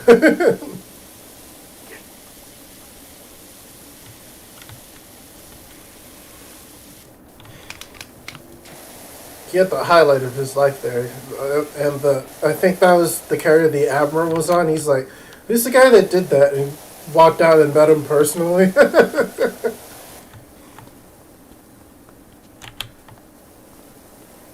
Ah, Midway. The battle that shows you should never count your chickens before they hatch. And never assume that you have everything under control.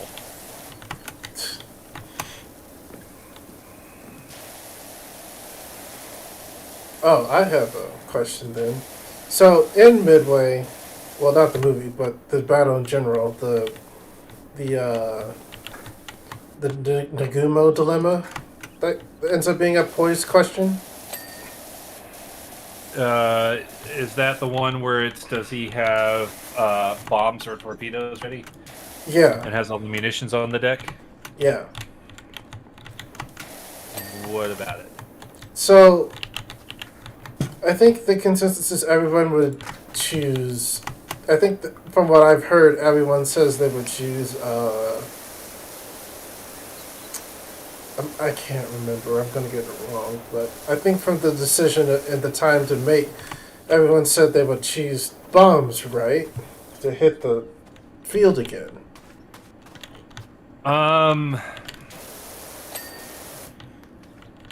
Well, the problem is that while they were doing this, they were also trying. So the entire strategy for Kido Butai, just overall since Pearl Harbor, was it needs to cripple the American fleet as much as possible, because Japan is well aware they cannot fight a long war with the United States. They absolutely cannot. They do not have the industrial capacity to do that. They know if they get stuck in a war, they're going to lose. So the whole idea was go in, cripple the fleet, take that time to quickly expand out a Pacific Empire, take it, and then just look at the U.S. and be like, we want this, we're having this, let us have this, and we leave you alone. Okay? Cool? We cool? We cool? We cool, bro? Wait, they were going to conquer all that land and mess with all those countries and just look at us and go, we can have this, right? It's just like, what? Well, the idea is if you crippled the fleet so critically that America can't fight back, because it takes a long time to replace warships. Yeah, fair. That's why when you look at when you look at the big wars and all that, when you get to like this army met this army, and all they throw around is they had 27,000 people, they had 32,000 people, and that's like it. But then when you get to Navy, it's this fleet met this fleet. This fleet consisted of names all the ships that were in it. This fleet consists of names all the ships that were in it. It's because ships are actually technically so few in number that it's that significant.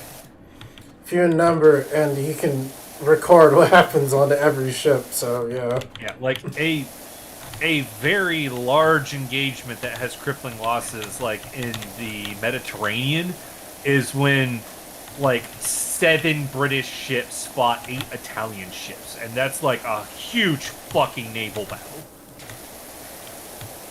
Yeah, it sounds like it, yeah. So it's just the number of scales of the amount of individual entities in a naval engagement are so small because they take so long to make. And because they have such large crews, they take so long to replace. So the idea was they were going to go in, basically surprise Alpha Strike, just completely cripple the fleet. There's not enough fleet for them to do anything about. Take an empire that Japan feels like it can keep secure, and then look at the U.S. and say, we won't go any further, just let us be. And then the idea would be that you do that, and the plan was supposed to be do that in like 6 months. Oh. Like they basically looked at it and like our best numbers is we can have 6 months to act against the U.S. before their industry can catch up and cause problems for us again. They had 6 months to pull this off. I mean, they've already taken a lot of the islands. They're basically now jumping in and attacking the islands that America will give a shit about. Which is basically American islands and some that other people own but are important to American interest. So it's basically just finish off the island empire and just be like, this us. We just want to be this. We just want to be this. Just let us be this, and we let you be you. Be cool. Be cool. But the problem is there were some flaws in this thinking. Like the attack on Pearl Harbor. the Japanese were going to use carriers, the essentially unproven aircraft carrier that people are still unsure of how useful are these things truly going to be in naval engagements. And they're like, we're going to use carriers to prove that they are better than battleships and that the battleship is now obsolete and the carrier is the linchpin of naval engagements. And to do that, we're going to blow up a bunch of battleships that we now consider completely obsolete. Oh, I didn't know it was. Well, I knew it was to prove. I didn't know if it was strictly to like hit the battleships, though. That's interesting. Pearl Harbor is the battleship harbor. So they were going to destroy the battleships to prove that the battleship was obsolete and the carrier was now dominant. But the carriers don't all park, the American carriers don't all park in Pearl Harbor, so you most likely were not going to gauge any of the American carriers. So by proving that the battleship was obsolete, you're going to get rid of the American battleships, but then the Americans would still have their carriers, which you are now saying is the linchpin of naval engagements. Oh, I see the problem here. Yeah, it's one of those things of, like, when you stop and think about it out in hindsight, it just starts Yeah. being like, this looks kind of flawed.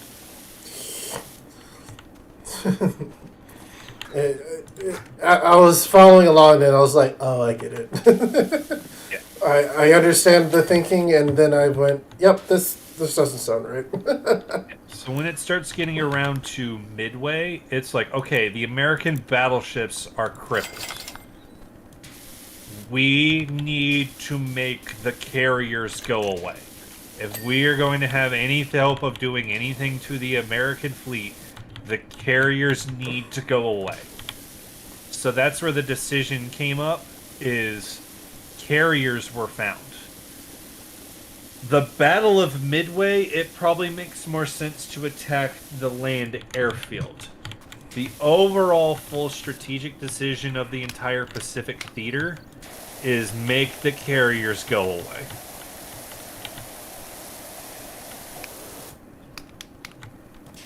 Problem is they kept basically essentially only having rumors of the American carriers. I think 2 of them were never actually confirmed in any Japanese report at Midway, even though those guys were responsible for Midway going completely south for Japan, to the point that they decided that the Japanese public can never learn that Midway ever happened.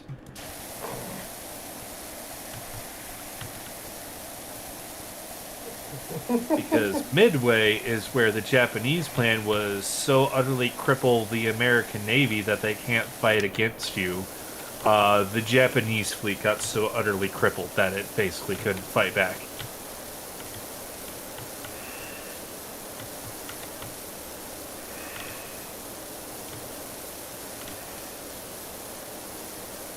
Yeah, oh god. So, I'm trying to gather my thoughts here, because a lot going through my mind at once.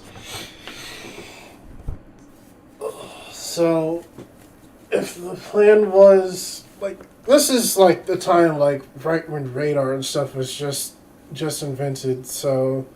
And Radar is like, still new. That's Yeah. why people like to always say that Pearl Harbor was a false flag event, because there was a radar sighting and they didn't do anything about it. Because everybody likes to be selective with history, especially when they're doing conspiracy theories. They like to just be selective and be like, well, there was a radar contact once and they didn't respond to it, so that means that the White House knew the Japanese were going to attack and just let it happen so that they could have reasonable cause to declare war. When that radar station has had a history of showing that there was some big thing going on, and it would keep either being nothing or being a flock of fucking birds. Mm-hmm. Because radar is in its infancy right now. It's so much in its infancy that the Japanese basically didn't use it. Oh, I didn't know that. Japan basically just did not really use radar. Like, they had radar, but it was few and far between, and some of it was because of Japan's lack of industrial capacity. So it was. Oh, yeah. You can almost look at it as a video game thing. Is the Japanese fleet wasn't using as much radar, but the Japanese fleet was like, well, we're smaller, so that means I'm going to pour everything into crew XP, and I'm going to have elite sailors. So one thing that was commonly kicked around as a comparison is American fleets was better at finding Japanese fleets beyond the horizon because we had radar in a lot of places. But the Japanese fleet was superior at finding anything before the horizon because their spotters were just like super keen-eyed. Yeah, well trained. Yeah. That's the thing that if you really want to dig into it, you might find things that don't necessarily make it a true fact, but that was just like a saying that was kicked around. Yeah, I remember Midway being like costing a lot of their expert sailors. So, Kido Butai that had 4 carriers, which was, I'm trying to math here, 66% of all the carriers that Japan had. As a result of Midway, they were all at the bottom of the ocean. Mm-hmm.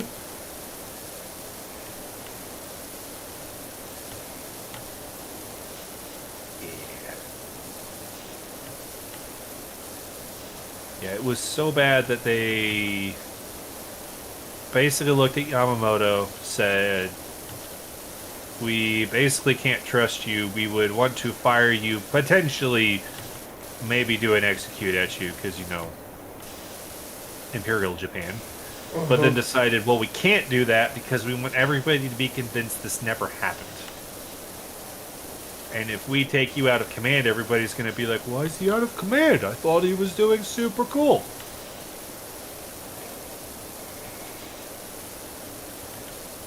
So he was kept in command, but they would give him shit posts since then. It's like, this is just so that everybody thinks that you're still around, and that never happened.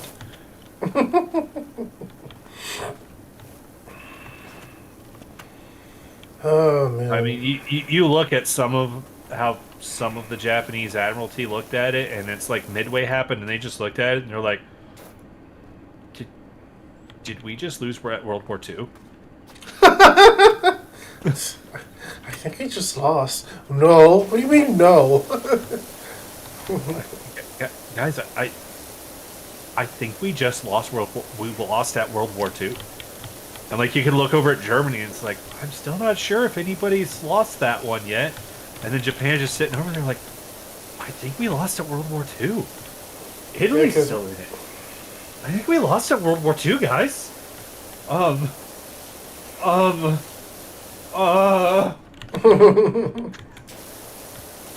then you could have people that are like hindsighting back at this, since now we're in a fictional thing of like it's people basically playing a big video game. It's like, isn't it only like 1942? And they're like, yeah, but I think we just lost at this.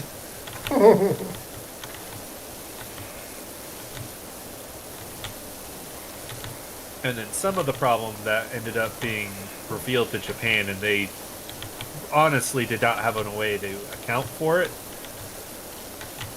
was finding out just how much industrial power America had at that time. Oh, yeah. Because, like, the idea of cripple the fleet, we'll have 6 months, we can rush out and, you know, do stuff before the fleet gets built back up. It's entirely possible that if they did succeed at their plan there and made it to the 6 months, then America would be like, well, no, we're not going to call this off. I'm like, why not? Your fleet's been crippled. And it's like, we just replaced it. And they'd be like, oh. Yeah. What? How did that happen? Well, you see, America is proving to have this historical tendencies that it likes to sit off on the side and not do shit. And then in modern times, likes to meddle in everybody else's affairs and just kind of just generally faffs about it. But especially like leading up to the World War, it's like it just likes to sit off to the side and like, Do its like own not thing. really do a whole lot. And it's just kind of there. And then somebody attacks it, and then everybody in that country goes into a mad, blind fervor and just goes, "Somebody attacked us! How to make them pay!" And that's basically what happened when Pearl Harbor got attacked. Is all of America went, "Somebody attacked me! What do I gotta do?" And then it was basically the government went like, "Are you fit to be in the military?" Everybody who said yes, here's the gun, go shoot him.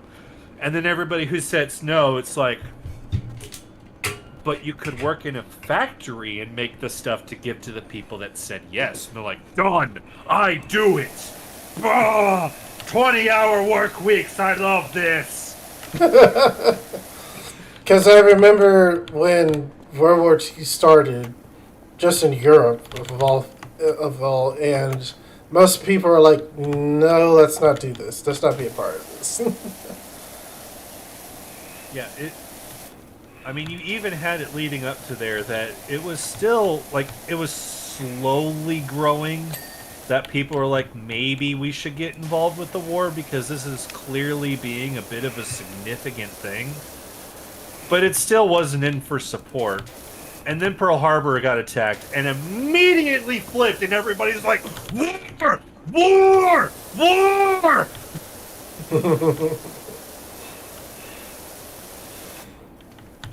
Because I think You that's. have like Oh That's when man.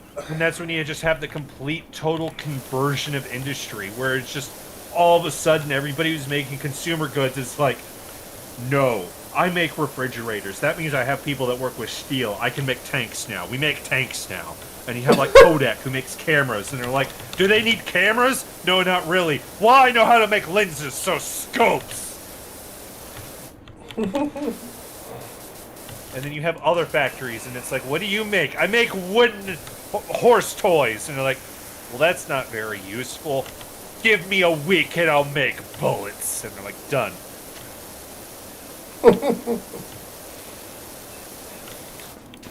Like, my favorite saying always will be is just the technicality that when Pearl Harbor happened, intended or not, it was like they just woke up a sleeping giant, the dragon. As far as I can tell, I've found conflicting sources to confirm or deny this, but I do believe that quote that the movie Pearl Harbor used is an actual quote that was actually stated. I believe that was a real one. Oh, saying they woke the dragon. Yes, I believe that was word for word an actual quote.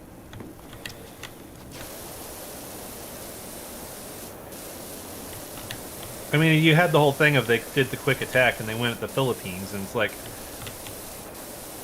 that's where you get Drum Island to come up. Mm-hmm. And it's like they attacked the Philippines, and they're like, "We'll just take the Philippines real quick." And then a fucking floating fortress, like it was just a concrete just bunker built in a harbor to defend a harbor. It's a real old World War I style mentality. Just sat there until it couldn't shoot guns no more. And they just couldn't make it go away no matter how hard they tried. And they're like, "I fucking hate this. I fucking hate this. This is supposed to be quick. I fucking hate this." I think there was a lot of problems with the Axis had in general. When they're conquering strategies, just like, this is supposed to be quick. Well, why wasn't it? Well, it was basically, if you really want to boil it down, like with the big Allied powers versus the big Axis powers, like what really made it all go wrong? And I think personally, if you really look at it, it was the ability to mobilize, to not mobilize the people, mobilize the will of the people, Oh. was a greater strong suit for the Allied powers than it was the Axis powers. Because the Axis powers showed that they could mobilize a lot of people. And like Germany was a big one with it because they would go in, take over these people, and immediately just like absorb the entire military. Be like, you're in the German military now, go fight for us. And it's like people will go do that because, well, it's fucking Nazi Germany. It took you over. If you just do what people on the social medias like to say of, oh, I would have just said no, and they'd be like, okay, bang, killed you. Bang. And you know what? Just for fun, bang, bang, bang, killed your family.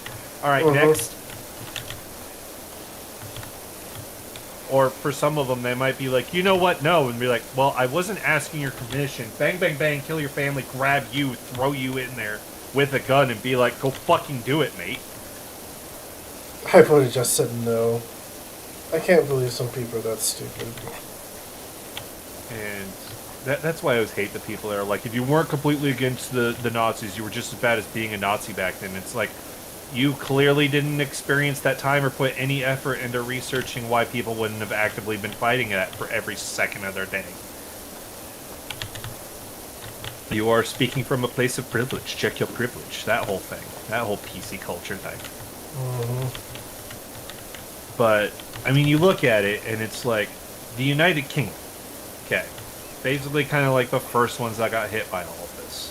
Mm-hmm. You even look at all the German plans, and it'd be like, we're just going to do this thing, and then the UK will give up. Well, all that shit was happening, and then basically the entirety of the British Home Isles, I won't say for the entire British Empire, India still had some issues, because they were already having some issues with the whole British thing right now. Yeah. That was already starting. But basically the whole British Isle, when that all happened, Hitler's like, oh, they'll just give in. And they're all like, nope. It's our responsibility to say fuck you to you. And it just didn't quit. Just like you're looking at it, it's like you're an island alone, you're all by yourself, and they're like, so? And it's just the will of the people were all there. France, you had it because you had the partisans that were fighting all the fucking time. Yeah. Poland, we've already talked about the fucking mad chads of the Polish that escaped being conquered. And Jesus fucking Christ, I don't understand how anybody can make fun of the Polish if you look at how they were in World War II. Holy motherfucking Christ. Actually, an even earlier one with that, the Finns. Oh yeah, the Finns. If I tell you, I mean, I'm gonna flat out tell you right now. If there's any lesson I learned from the Second World War, if I have to go and plan out a whole thing of like conquest of the world, it's always gonna be like, well, what's the first move? I need to figure out how to make Finland and Poland be on my side because I don't want to fuck with that noise.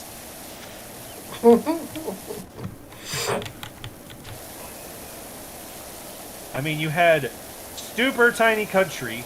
The Soviet Union said, we go to war with you, and then looks at the rest of the world. Finland was a bully to me. This is justified, and the whole rest of the world is like, the fuck are you talking about? You're Russia.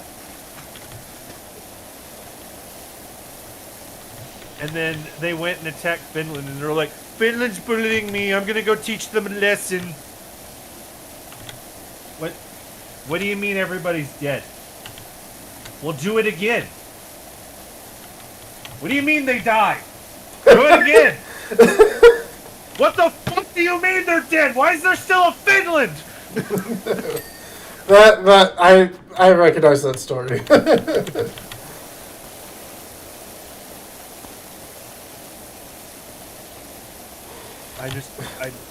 After World War II, I don't understand why anybody would ever sit there in any context and ever look at Finland and just be like, I can invade that. It's like, no, you fucking can't. Don't do it. Find a way for them to just be like, yeah, sure, you do your thing, bro. That's what you want if you have to go in a world war. Look at Finland. Just be like, can you just like be over there, and I'll be over here, and you can just do your Finland thing, and I can just do my whole thing. We just do that, and if they go sure, it's like, thank fucking Christ. Ghost.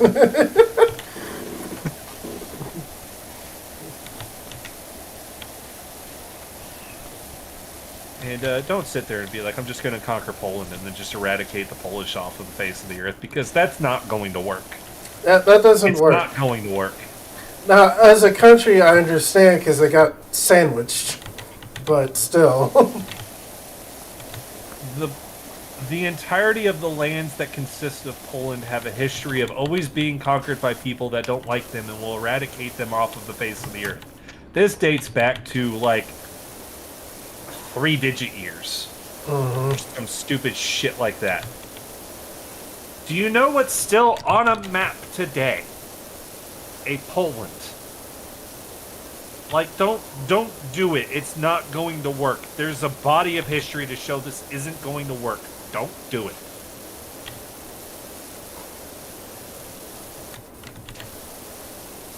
And then, so, just continuing to circle back, because I'm just tangenting all over the place. Because I will give national credit to a nation where it's fucking due. So then you have... Who's next? You have the Soviet Union. Big ol' baddie Russia. Who's already sitting there. They're already full communists. They've done the full communist revolution. The government's been overthrown. We've changed the regime. Stalin's in charge. Yay. Everything's been reformed. I can just conscript the fuck out of everybody because I'm Soviet Union now. Yay. I can have big giant army if I want to. Yay. And then it doesn't work against a tiny fucking Finland. And then you have that whole thing of the unthinkable happens and Hitler goes to Stalin and it's be like non-aggression pact. Everybody's like, they can fucking do that. And then Stalin's just like, squint eyes, kind of gives it the side eye. Accept. And it all seems to be working. And then you frame it as like your Stellaris game. They're sitting there and just kind of still squinting at it and be like, this seems to be playing out. And then you get a new message in your log, and it's Germany wants to go to war with Poland, and they're inviting you to the war. And you're just like, what? Accept? And then you meet halfway, and then it just kind of stops, and you're like, okay. And then you're like, huh. I didn't expect this to happen. You've been sneak attacked by Germany. I'm gonna go lock myself in my room for a while as I just get mental devastation.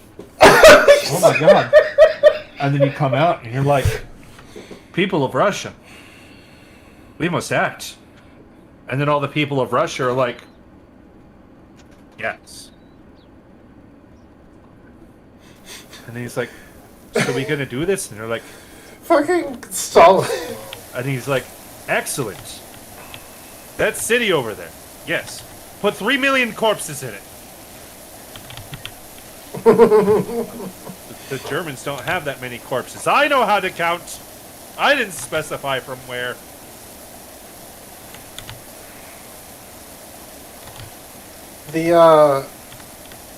Oh man, like, the non-aggression thing was just like, oh, that's not good.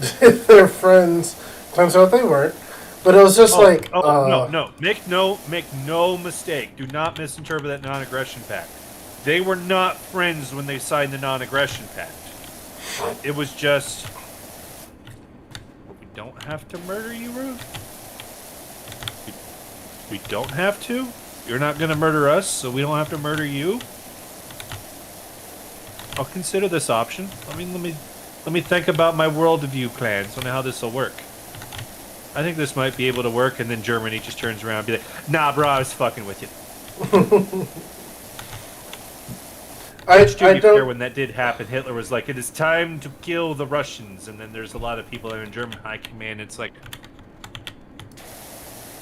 How about not? Get out of my military! We attack the Russians. It's like, sir, what is this Operation Barbarossa? Oh, I'm sending 3 million troops of German troops to attack Russia. What? That's the largest land battle, like land operation ever conceived. Yes, make it happen. Oh, you're passing it on, sir. Oh. And then when he started to do it, it started happening. And everybody's like, "All right, we'll figure out how to make this plan work. Okay, we can make this plan work. We'll do this, this, and this, and this plan will work. Okay, it seems to be working. All right, seems like the Russians aren't really that organized. Okay, this is all working. Why are there always more Russians? Why are there always more Russians? Why the fuck are there always more Russians? How many fucking Russians are there? Yeah, that was the first problem. And then it's like, oh, we're not going to take Moscow in time. What do you mean? Just take Moscow. Sir, the winter's coming. That's fine. Keep going. What? No. That wasn't the problem with Moscow. No, that wasn't the problem with Moscow. The problem with Moscow and all that stuff was, all right, the Russians are actually putting up a bit of a fight. Everything's stalling down. The winter is coming. We know, fear the Russian winter. The Russian winter bad. We must fear the Russian winter. Fear the Russian winter. Look at supplies. Oh shit, I don't have any winter supplies. Mr. Hitler, I need a winter supplies so I can wage war with the Russians in the winter. Nothing! If you have winter supplies, that means you're saying that you've lost! You win before the summer's done! What? No winter clothes! Oh my fucking god.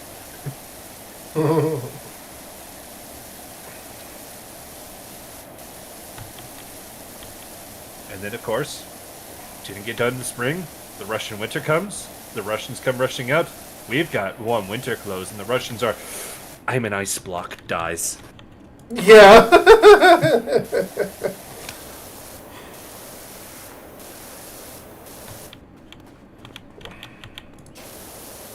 See, that's one of those things that if you really wanted to, you could look in hindsight. Look in hindsight. Picture you're playing like a Hearts of Iron thing. And it's like, okay, I'm playing as what we have decided... I'm going to say we decided because that's technically how history works. But the baddies. I'm playing as the baddies. I'm playing as the Germans. I'm playing as the Soviet Union. The bad version of Soviet Union. I'm not going to do the alt history things where I depose Stalin. Stuff like that. And it's just thinking about how do I make these situations work. And it's like if you have the constraints of reality that happen, it's not... Well, I've sat here and I've devised the strategies and done all these plannings, and I'm going to use my hindsight of the militaries. And it's like, no, if you were there for real, it's how do I get what I want from my maniacal leader, and it feels like he's okay with the idea.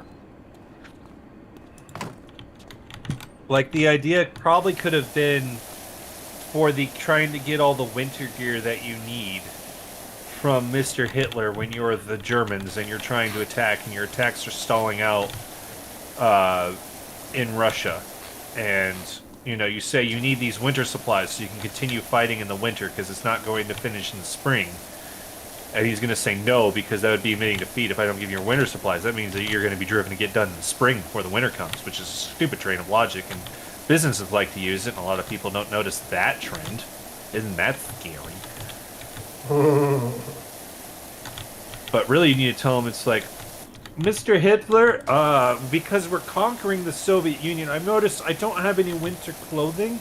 If I don't have winter clothing, it's going to be hard for me to be an occupier of the territories. After we've completely conquered them and crushed them so utterly. We're going to have to be there so that, we can make use of them. And I'm going to need winter clothes to do that.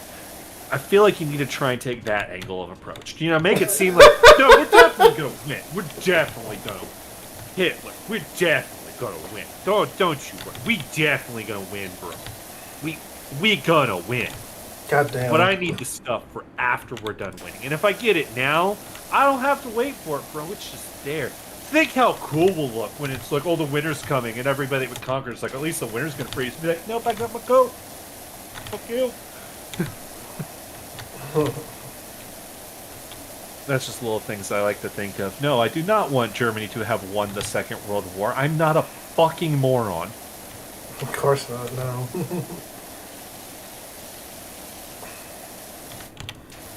But there was also No, a reason why the Second World War was also called the Resource War. Yeah. That's why I thought it was hilarious that Fallout liked to say that it had a resource war after World War II, and it's like, but you already did that. Yeah.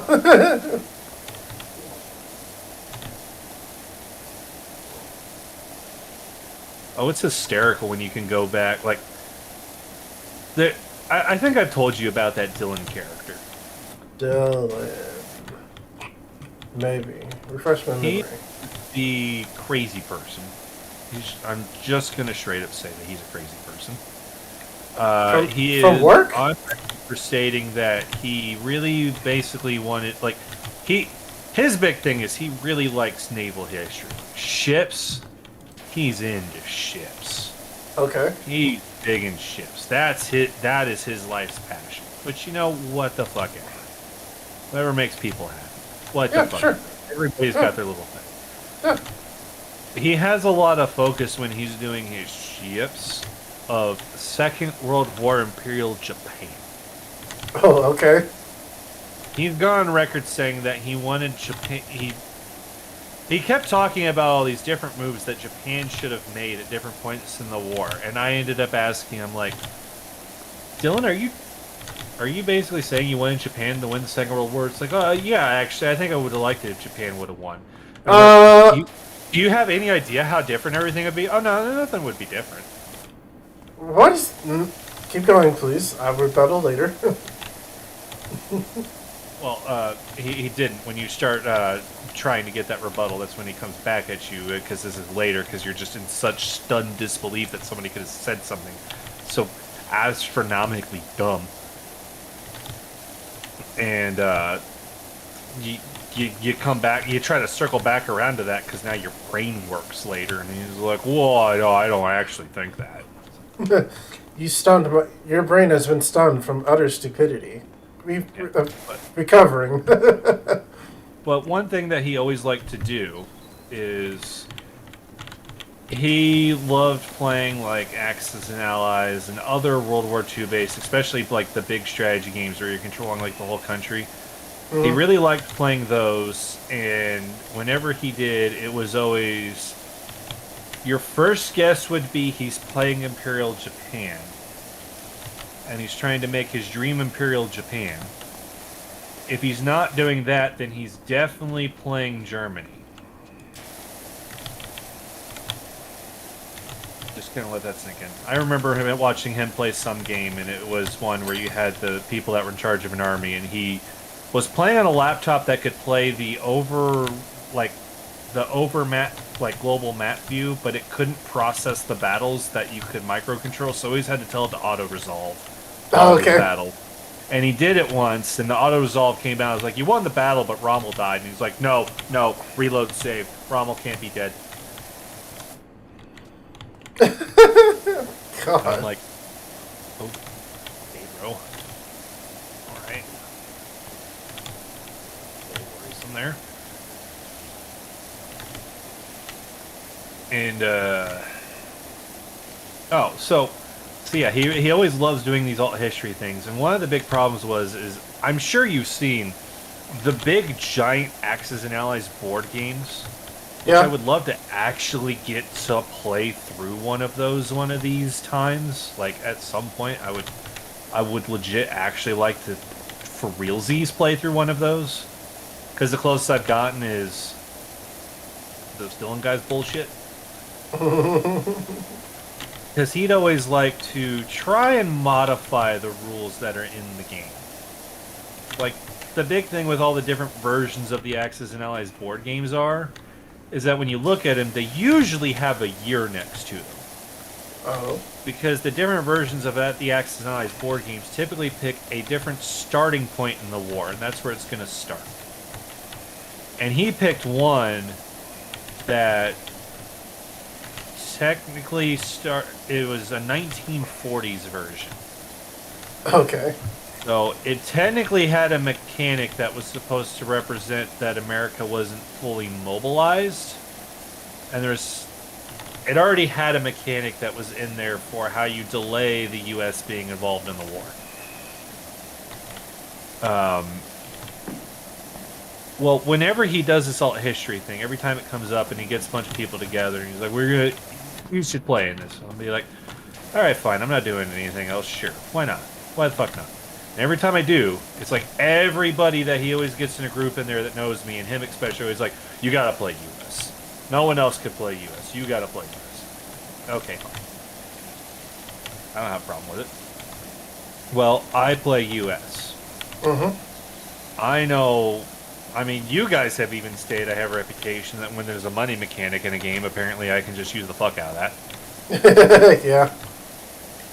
And that's usually the strength of playing US in the Axis and Allies games. So I was like, alright, I know what to do with this. Well, he modified how the US gets involved in this Axis and Allies board game. Because, of course, the rules that Avalon Hill published are clearly flawed, and this random asshole knows how to make the game better than Avalon Hill does. Doesn't. Avalon Hill's got a lot of experience in this. He doesn't have that experience. So he modifies it. Now he at least thought up one thing I thought was an interesting thing to do. He had 2 copies of the game. So he came up with the idea of he had two identical copies of the same game. So he came up with this thing that I thought was a nifty idea. We're going to play with a fog of war mechanic in the turn-based game. So you have one board set up for the Allied team, one board set up for the Axis team. You only see where your pieces are. He's got dividers up so you can't see each other's boards. And then when you move to the different locations, you have to announce, like, okay, I'm moving here. Do you have anything here? And they say yes, no. And then if there's yes, then we, show what all is there. We do the fight that the game has, all that. You carry on. If it's not there, you don't say what you moved in there. You just know that you sent something there. So you can kind of use it, kind of tell, like, okay, there's movements going on over there, but I don't know. They could just be moving one submarine through there. They could be moving their whole fucking navy through that sea zone. I don't know. I just know it's moving there. That's interesting. And I'm like, that was a nifty little thing. Mm-hmm. Well, the issue is he's very tone deaf at how transparent he is on what he's going to do in all of these games. Oh. He's playing his Imperial Japan. Mm-hmm. He's not going to play Axis and Allies war game. He's going to play the Civ building game that happens to be called Axis and Allies, and he's going to build his dream Civ of Imperial Japan. Which means he's entirely blind to the fact that somebody could be sitting there and playing ahistorically. And the way that I phrase how I played this game is MacArthur spoke about his concerns with the Philippines, and rather than what happened in history, the White House looked at it and be like, you have your reinforcements. Prepare for war. Oh, yeah. So, when it came over to there, his mechanic was that the U.S. got half of its resource production until they got involved in the war, and I had to wait 4 full game turns until we just said America was involved in the war. Until then, I could move all my stuff around. I could move all my things around. If we ended up in a same... We couldn't occupy each other's land spaces. So, like, I couldn't go into any of his Japan territories. He can't go into any of my U.S. territories and the connected seas of them. Mm-hmm. If we met each other in open sea and we passed, we would just say we passed each other, but we wouldn't engage. So it's like, okay. Well, I knew when he'd do that, all he was going to do is he was going to... That plan I told you where Japan was going to strike out, make the empire, and be like, okay, leave us alone. He always immediately starts with the, I've made the empire, and then I'll just convince everybody to leave me alone. But to win the game, you can't. He hasn't done all of the weight pulling of weaken that everybody else who's around there that would disagree with his plan. Ah, yeah. Yeah, he leaves out that critical step because he's very selective at how he knows World War II history, where I had a very wide breadth of knowing World War II history. So I'm sitting there all through the 4 turns. I'm looking over at the guy that's on my Allies team that has to control the Russians in the UK, and it's basically, okay, you do everything in your power to deal with the German guy. we're 2 turns into it, and I look at him and be like, do you need backup from U.S.? And he's like, I think I got this under control right now. I'm like, cool.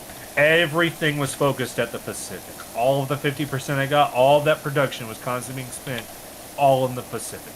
And as soon as everything would get made, it was immediately shipped over to the Philippines. I had functionally nothing at Pearl Harbor. Hawaii was fucking empty. It had a little bit of dudes there because I'm like, well, maybe he might try and attack it and follow his history. Had a little bit of stuff there. But fucking everything was in goddamn Philippines. And then the announcement came after 4 turns. Okay, America, you're involved in the war now. Excellent! Bully day! The way this game board was set up is the movement that naval fleets had. In 1 turn, I could be at the shores of Japan, coming out of the Philippines. This is the reason why Japan, when it did this, when it attacked Pearl Harbor, immediately attacked the Philippines. The Philippines were fucking important because the Philippines are strategically really fucking close to Japan. Yeah. And at this time, boys and girls, the Philippines are in American territory. So he said, all right, America's involved in the war. I'm like, all right, so Dylan, you gonna like attack any of my territories that are out there, you know, to really show this war got started? No. Okay, all right, okay, cool. And then I moved into the sea zone that separated Philippines and Japan. And I'm like, all right, I'm in this sea zone. Are there any anybody here? And he's like, no. Okay. Moving to this sea zone. Is there anybody here? And he's like, he then looks at the map, realizes it's the east shores. It's the eastern shores of Japan. He's like, no. But then we also had a thing where, like, each turn we could just pick one territory and just basically spy network. We could just stay at territory and see if there's something there without actually having anything there. So I think he was kind of thinking it was that. I'm like, okay, cool. I'm taking all my pieces. I'm moving them around. He doesn't hear from me for a little bit. Putting all my pieces, stacking them up there. The guy that's playing UK and Rush looks over. He's like, Jesus Christ, holy shit. Like, oh my god, holy shit. Because he wasn't paying attention to what I was doing, and he was just now seeing, oh my god. Oh my god. The 2 other players are just looking going, oh. And then I get to say the glorious thing. Spoiler alert, we did not get to finish this game of Axes and Allies. I think I broke Dylan when I did what I'm about to do here. I then went, okay, the United States is launching an amphibious invasion. Where at? Japan. And he went, what? I'm like, what do you have in Japan? And he's like, 4 infantry and artillery, which was basically the starting thing on there. Mm-hmm. What do you have? Well, first off, I have the bombardment of my 5 battleships. And he's like, what? Oh, what?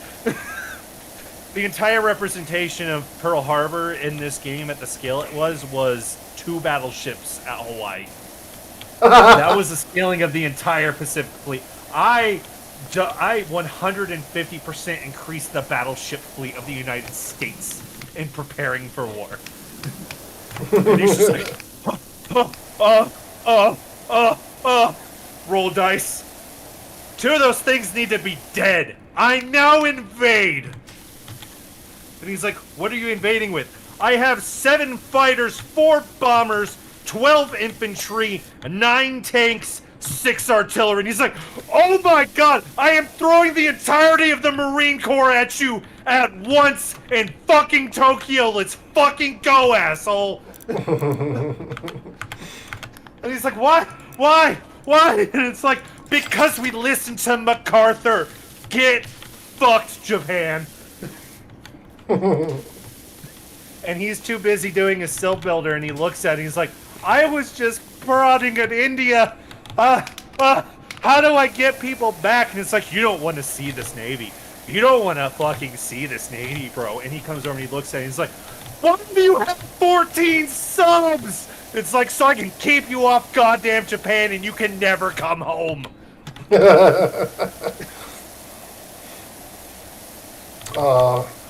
We did the combat in 2 dice rolls. I absolutely demolished all of the defenses he had there.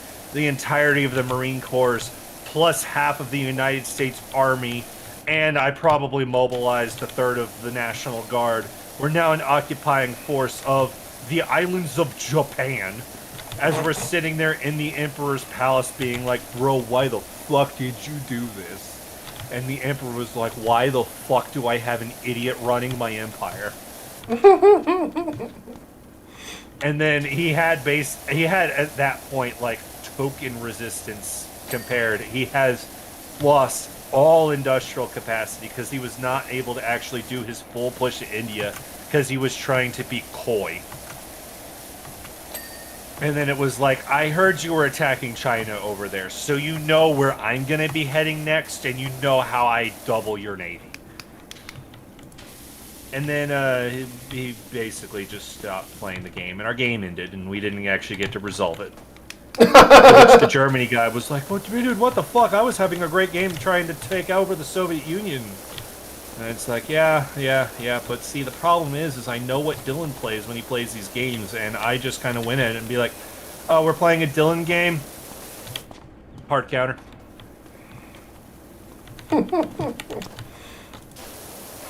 And at that point, from there on, every time we played one of those games, it's like we cannot play a game when Tom's playing as the United States.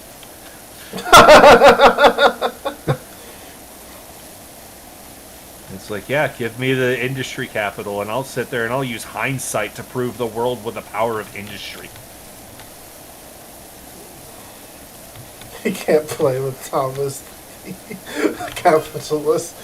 Why not? It's like, do it, I'll industry you. And then he did...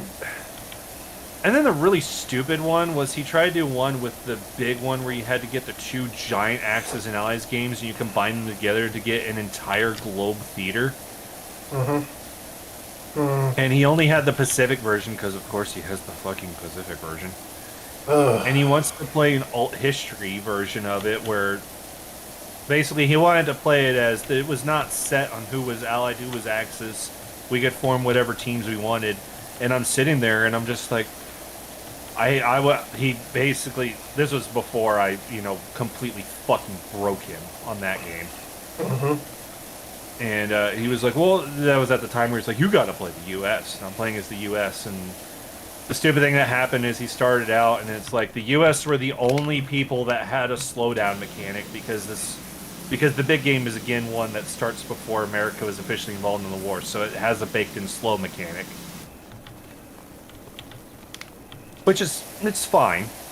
It's fine. That's how the Axis and Allies games operate. It's what I would expect out of that game. I didn't have a problem with it existing.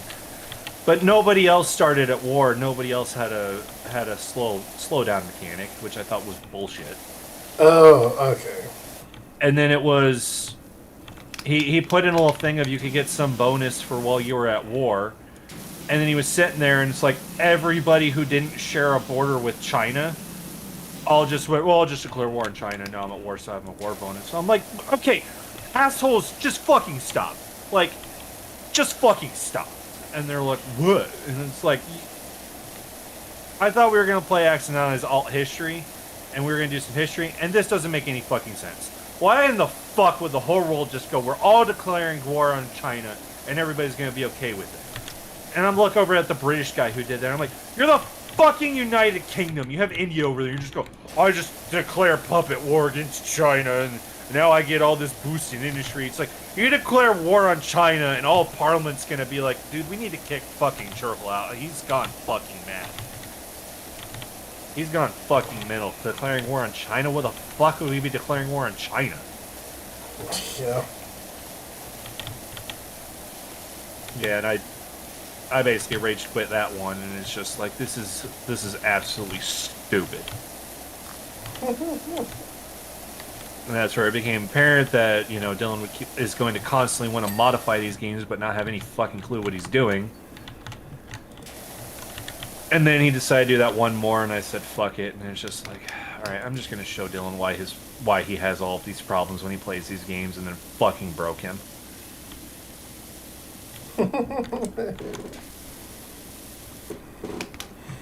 Oh man. And then he wanted to play Flames of War, and he had a German army, and he was like, "Oh yes, I have an SS army," because he insisted if he played Flames of War, he had to play his SS. And it's just like, fucking yikes, bro. But whatever. And then I had fucking Italians. I beat his ass with Italians, and he's like, "This just doesn't make sense." And it's like, because the SS are retarded. Pardon my French, but that's the fitting word.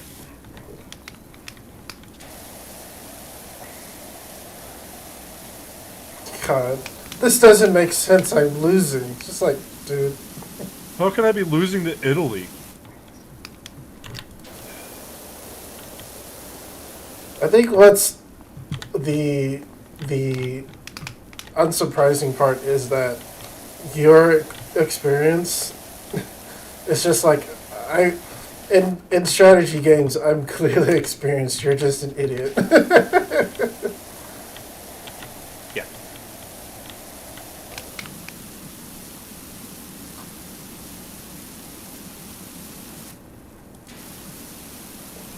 What's funny is it was he and another guy wanted to play Flames, and I'm like, sweet, I can finally run an Italian army, because I think it's just dealing with the whole scrappy, forgotten army, but in a game sense, not in a real life sense. In a game sense, I really like playing Italians. It's just fun to me, dealing with all the issues Italy has, and then trying to deal with those problems. And then it's like, okay, cool. And then they go and play it, and then it's like, all right, I'm gonna play Italians, and I keep beating their ass with Italians, and they're just like, oh, Tom, how did you get this ladder to work? Huh? How'd you get this ladder to lean like that and be perfectly fine? Oh, it's fine for you, because of course it is. Now it's fixed. That's so weird. What are you talking about? It was like halfway just in the air for me. It wasn't extending all the way to the top for me. It stopped around like here. I was like, how did you... Yeah, I was like, I was just looking at you and like, that's a... Yeah, the angle's slightly steep, but that's perfectly fine. Technically, these angles are a little steep. 1 foot out for every 4 feet up.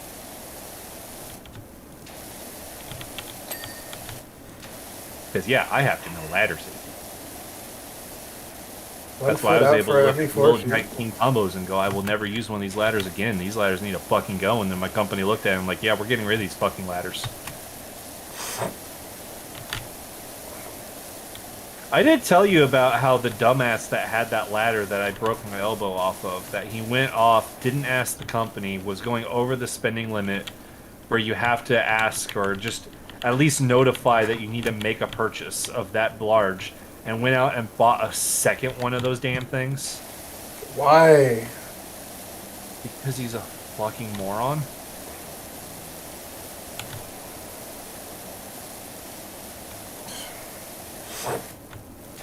His thinking probably was, well, I didn't get hurt on it, so clearly it must be his. His argument kept being that he liked that ladder better because it was lighter. Oh.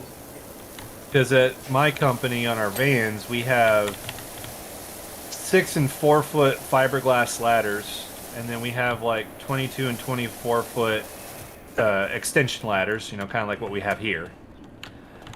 We had that kind of setup, and then we have the big like aluminum little giant extension ladders that can be A-frame or they can go out, or you know, they have the extension in them to get taller.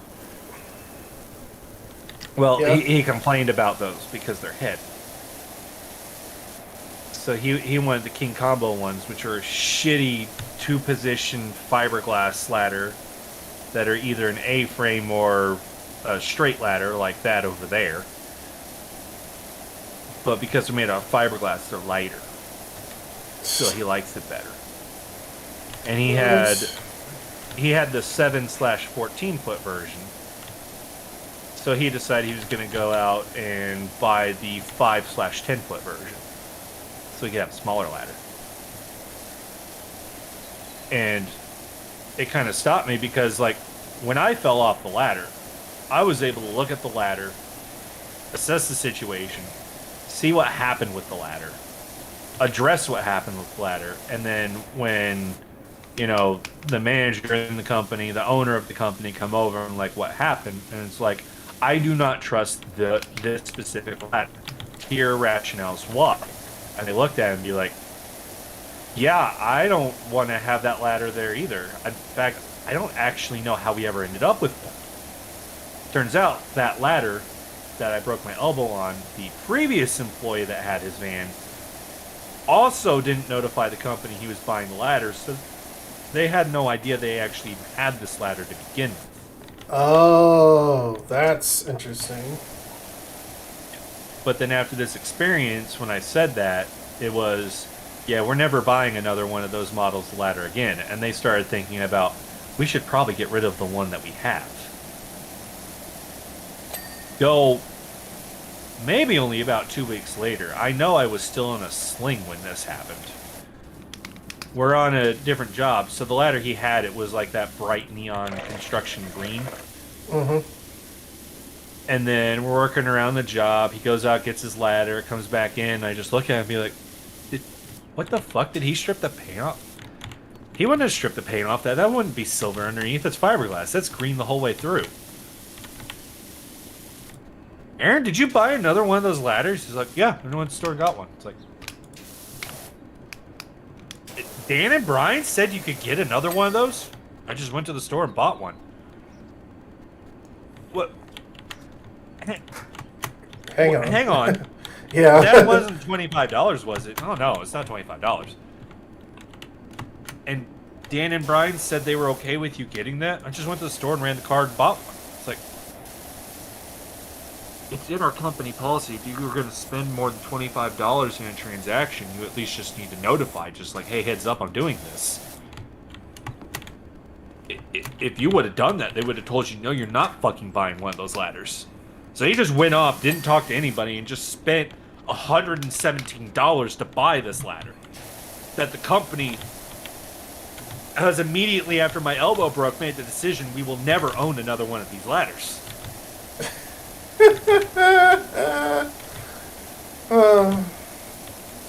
Was he there when the company owner or bosses said that?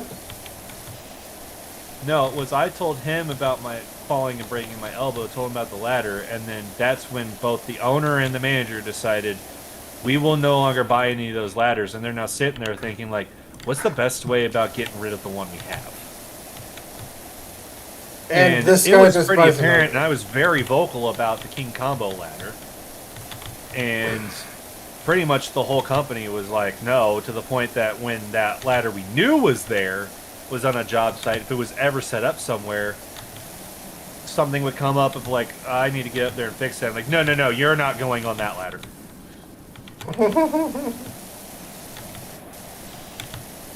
And then he just goes out and buys another version of it.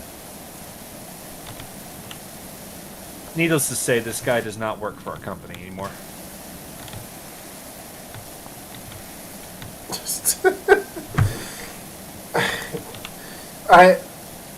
Did he buy this with a company card too? Yes. Yeah, okay, yeah. He was one of those people that he got the company card, and he took that as open permission that he could just go around and just buy shit when he felt like it. Oh. Like, he's the one that, Lowe's has an in-house brand of tools called Spider. Yeah. If you ever look at the reviews for Spider tools, I have not. I just know that brand exists. they're all shit. And I don't give a shit about concealing his identity. Now I think about it, I've basically been doing it. Aaron doesn't give a flying fuck, apparently. He will sit there and have a tool bag full of Spider tools. And he'll sit there the whole day telling you about, man, These spider tools suck. They're so bad. Just I get these paddle bits and I cut like 2 things and they're dull and they're just dead. And then he comes around the next day and he's rebought spider paddle bits to replace the spider paddle bits that are dull on him, and just complain about how spider tools are bad. And I'm sitting there and like, why do you buy them? And I don't think he ever processed in his mind how that possibly could make sense. That he complains about these spider tools, so he should probably not buy them anymore. I've never understood people who like have clearly like. I caught my dad doing it once, where he's like complaining about something. He's like, "I guess I'll get more," and I'm like, "No, find something better so you don't keep complaining about it." But I feel like when certain people like just don't think to, don't put more than one brain cell to it. It's just like, this must be how they are. I guess this is how it is now. It's just like, you can find something better. Yeah.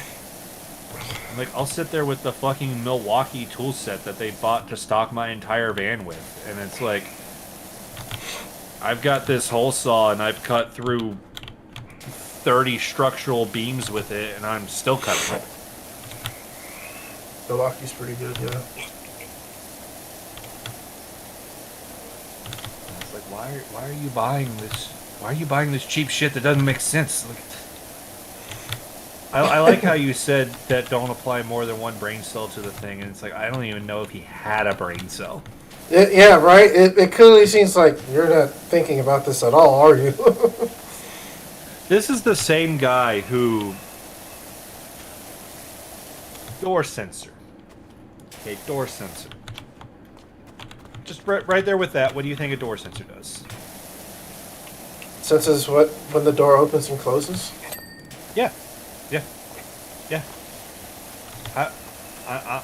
This is now just me being curious, asking Leland. How do you think the door presence sensor works? Door presence sensor?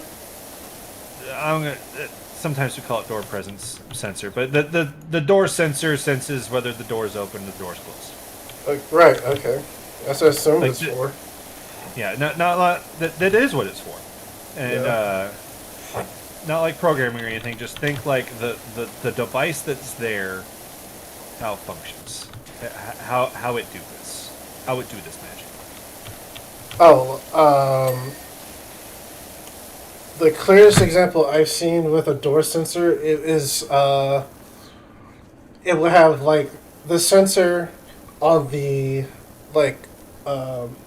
frame part, and then another part on the door. And when the part of the door separates from the frame, it means the door's open. Mm-hmm. So, how our door sensors work, and what you said is right. You just didn't have the technical details on how it does that. Yeah, I don't. You have the concept of how it works there. Yeah. It is the piece that you mount in the door itself is a magnet. Magnet makes sense. The piece that's in the door frame has 2 wires in it. When the magnet is close to it, it essentially makes a short for the sensor. So it closes the circuit. And that... It really is short. Like when we test it on our test equipment, it tests as a short, but it's working as intended. When that state happens, that is sending back the signal, door is shut. When the magnet moves away, opens up, no longer is short, door is open. That's all the sensor does. It just detects those 2 states. That's it. All it does. Super simple piece. Okay. Now, how do you think that part that has the wires in it to make the wire connection, how do you think that communicates to the control equipment to be able to tell it what state it's in? how it communicates to. Yeah, so like you have your security system, your the Luxone home automation, your whatever thing you have in there. The thing where you would look at your phone app and be like, "Oh, the front door's open." The brains that do that process. How do you think it talks to that? To be able to tell it what door state it's in. It would be connected wired or wirelessly, at least. Yeah. Send out a signal. So we're doing a new home build.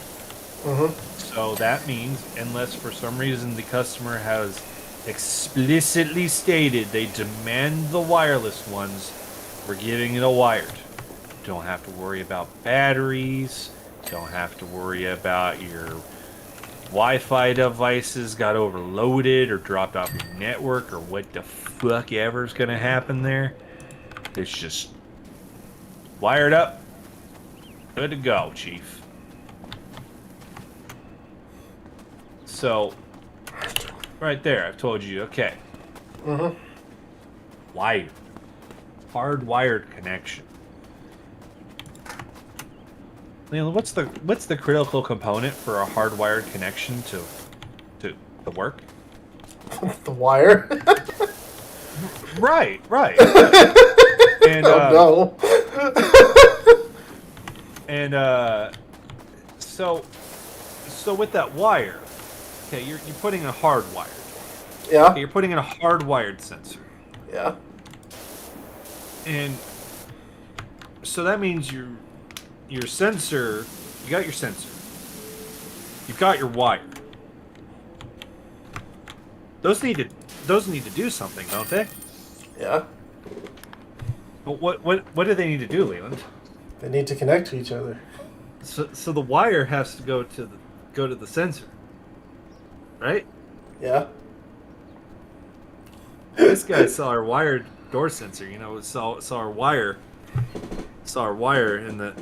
in the door jamb where we left it when we did the pre-wire. They got the security wire there. Got the security wire there for the door sensor. Okay. So they can communicate that the door's open or closed. He doesn't take the wire out. He takes the wired door sensor, which these door sensors are. You drill out a. What size do we drill out for these? I think it's a 3/4 inch hole. Drill a 3/4 inch hole, and then you stick the sensor in there. And they're made like in such a tight tolerance that you just drill a 3/4 inch hole, you shove that thing in there, it's there. It's there. It's pressure holds it. It's in there. It's not gonna fall out. If you bumped into it, it's not gonna fall out.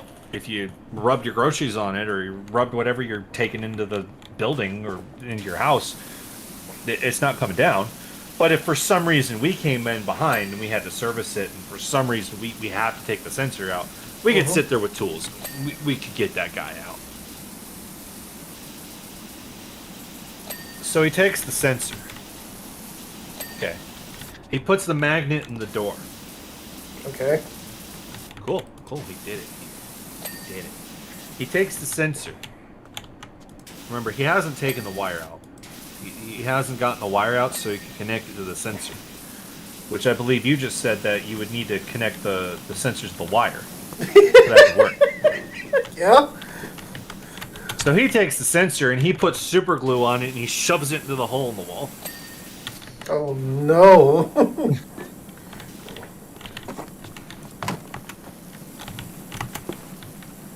When we have to go back to that job, that was the last thing that got ran into. And when that thing got ran into, it came back. It was a 7-device, just small home security job. Just a small little thing for a small little home downtown. Absolutely everything that was put in the house was fucked up.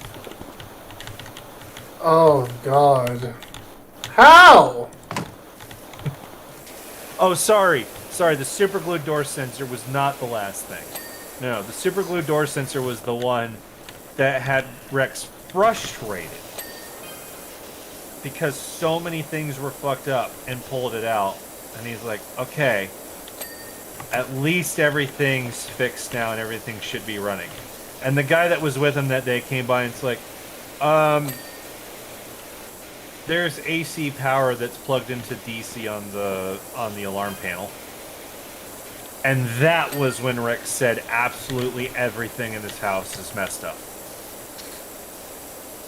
Oh, Everything everything Aaron touched in that house was fucked.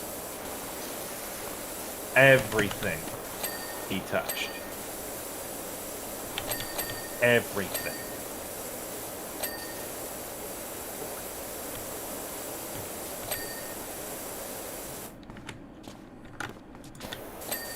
Everything.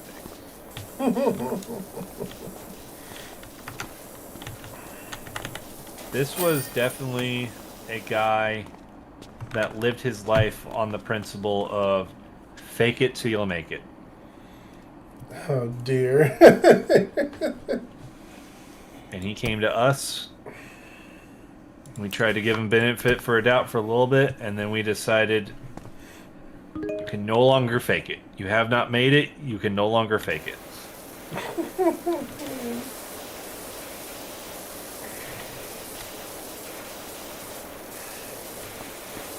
I don't think I've ever seen a sidecar that has a tiny little windscreen like that. In real life, me either.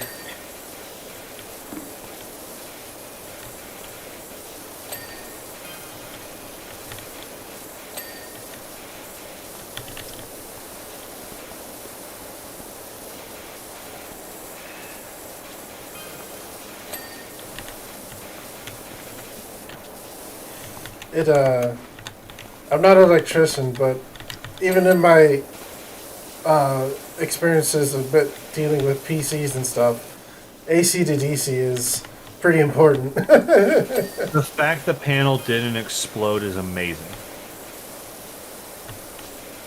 In fact, what was really crazy, the panel actually did turn on and seem to work.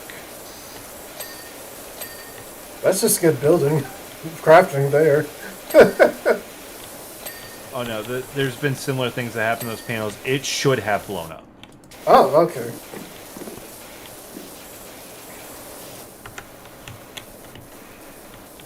But somehow it didn't. And that's just astonishing. It doesn't look clean, but it's not cleaning. Mm-hmm. The rust on the metal is pretty hard.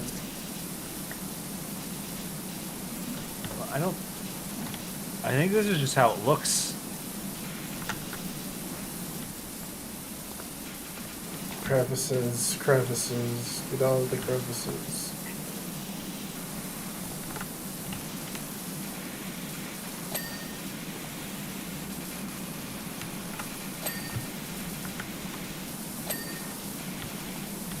I'm gonna fuck up your motorcycle. Then drown that engine. Yeah. The wheels are really bad. There we go, there we go. How much is left, Leyland? What else needs cleaned? My HUD's gone. Tilde. Ah, I'm hitting tilde. What happened to you? It's tilde. Hit tilde and your HUD will come back. Or not. Tilde. No, what? Tilde was what brought it back, though. What the heck? It's not 1, it's not F1. That's weird. But tilde is what brought it back. It's at 98%. I would made the point. So I just hover my microphone right over the key that I'm pressing repeatedly. My God, that would be such an uncomfortable seat. This, yeah. Just straight diamond plate chair. Oh, thank you.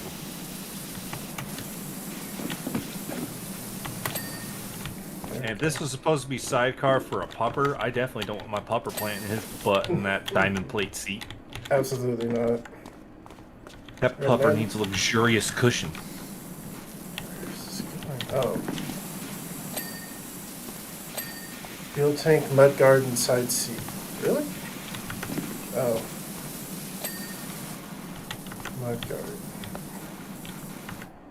That's the spoke set. What's the damn mud guard? Are you seeing it? That's the fan. No, I'm just spraying. Fender.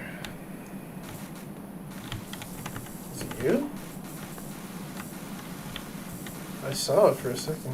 I know there's this black There it spot that I is. kept spraying, nothing happened. There it is.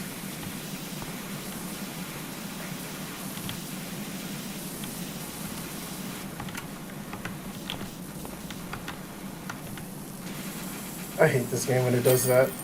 It was in the light, of all things. God. Look at us That's just- underneath what I got. Yeah. Destroy the water heater.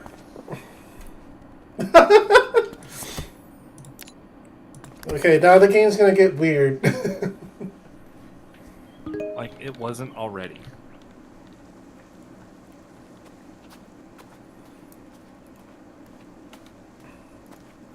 Oh, Yeah, you have money. Spend it for cool things.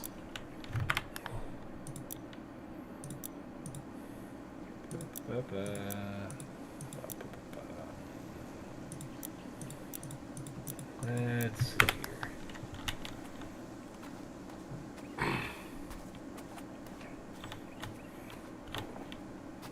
Why are the scales of duty light, heavy, medium, professional? That's the scale of the power washers themselves, not necessarily the... But Yeah. one of them's professional. It's like, where does professional show up in this line? Oh, so go hit the orange shop button again in the top right corner. Oh, you can only get... Oh, I buy them for you, I guess. Buy That's what for me? interesting. Because on my screen, when I look at the shop, I get more options. And I get literal power washers. Professional duty is the best possible power washer at the moment. Okay. Well, why won't it let me buy one? Exit out of that. Hold menu. Press E. Click on power washer on the left. Yeah, now select that new one. That's the one I'm using now. And that's a Okay. better power washer than the one you were using. But that's only medium duty. Yes, because that's all we can afford. The other one... I can afford this. It's $250. I have $704. It won't let me buy. Because I haven't unlocked that one for us yet. That's That's not how capitalism works.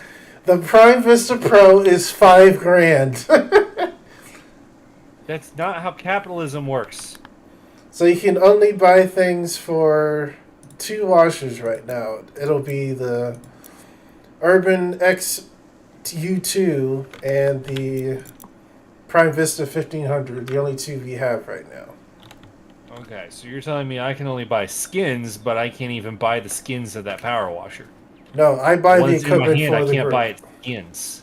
Apparently, because I'm hosting, I'm apparently because I'm hosting, I'm buying the equipment for you to use on the job. Then fuck it, I'm gonna take all my money and I'm gonna put it in the bank.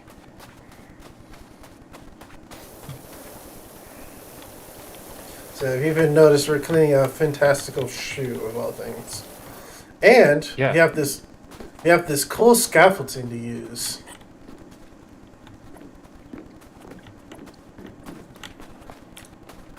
And yes, you can pick Why this did up we and move spend it, so much money on this scaffolding for it to have wood platforms? right? And you can pick this up like you're Superman. Yeah, you just have wheels on it. I believe that's what normally you would do. Yeah. I work with scaffolding. But the How scaffolding I expensive? work with, we have these big old steps in here because those No, it's are ladders. incredibly expensive, and you wouldn't have a wood platform if you got that. It And has you have to climb railings up on the too. side like a ladder that's on there, and then be Yeah. like me with a broken elbow, and you climb up there and you tell the doctor, I am unsafe being on top of that when I'm trying to come down because if I lose my balance one little bit, I am going to fall to my probable death. And they go, yeah, we can't do anything with your elbow. It's all done. You're only 3% impaired. And that, folks, is how you wrap around a conversation all the way.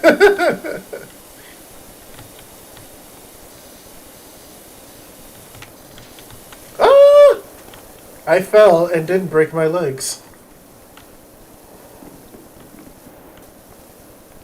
I wish you could like die in this game like the way you die in the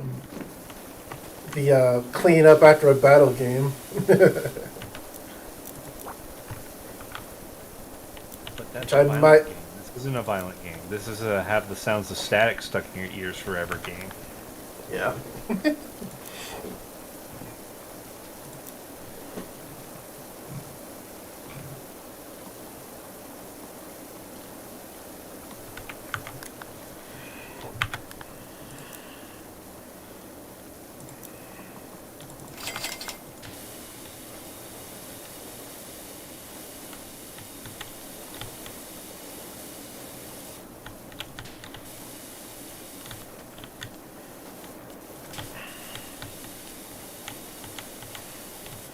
How expensive would this scaffolding be? Are you renting it or are you buying it? Let's start with renting it. Start with renting it. I don't even know if Runyon rents something with stairs like that. Well, actually, let's go to buying because we will start dealing with things this tall. Might still end up cheaper to rent it.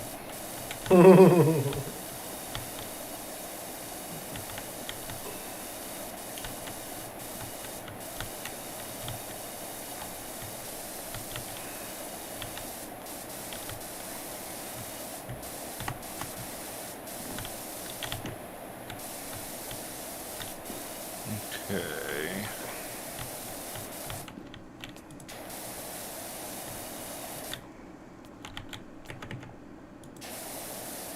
Let's see here.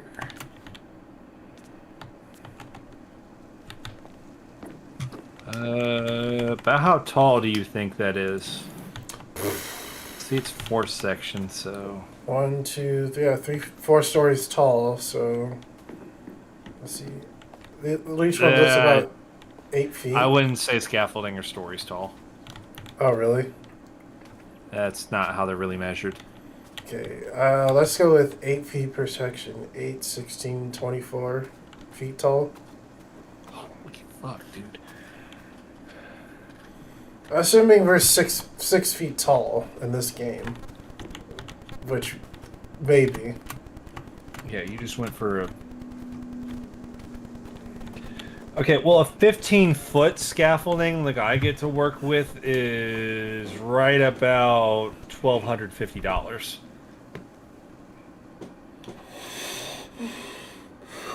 And that's the scaffolding I was talking about where you climb up the side of it and the side of it makes a ladder, not this fancy bullshit that has stairs in it. We don't have ladder animations. But we have ladder mechanics. Yeah. That would work just as well. They wanted to show how professional and how well we're doing on the job to afford steps, scaffolding. Let me see the top of that bad boy. Yeah, the sheer fact that we're going to have something with stairs in it is going to be like, let's just go ahead and just triple any price I tell you. So it's got the railing up top, so that means it's even more expensive. Railing. So Yeah. that's gonna put it in the 5Gs? That's going to put it in the $1,700 range, and that's only for a 10-foot tall. With stairs? No, still not with stairs. Oh, wow.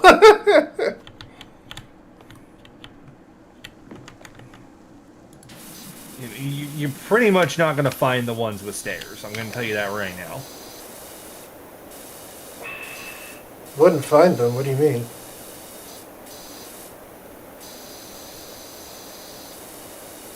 Those are basically for, like, the guys that are steel working.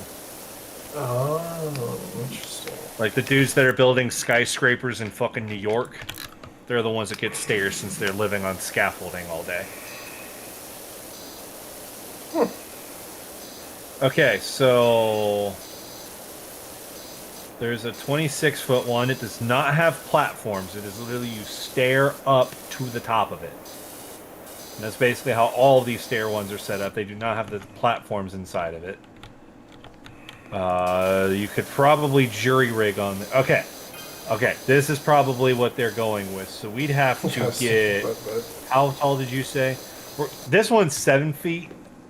So let's go with 7 feet. So that's 4 sections. Mm-hmm. So we're going to be looking at about $4,400. $4,400? Because you're going to have to buy 4 of these. Oh, dear. To match what they have. And again, you get better. You don't get a wood platform. You get a steel platform. Because scaffolding really doesn't build with wood platforms. That's a cost-saving measure. It's cost-saving to build with steel instead of wood? It's cost-saving to build with wood instead of steel. Oh, okay.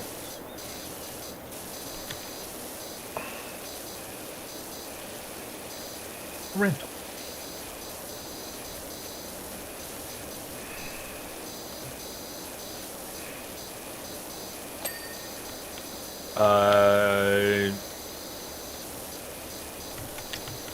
Renting what we would need from that, from the same place we would have bought it from, is probably just shy of $3,000. For what period of time?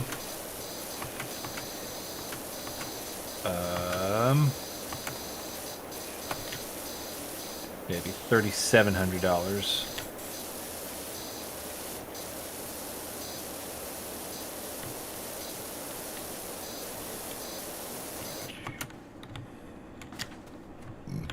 They are not saying for how long the rental would be.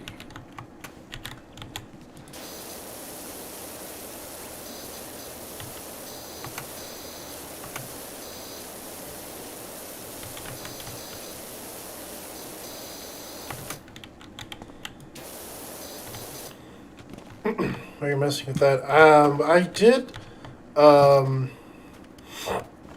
little bit after your, elbow accident, for some reason my YouTube started showing me, like a more blue collars focused YouTube suggestions.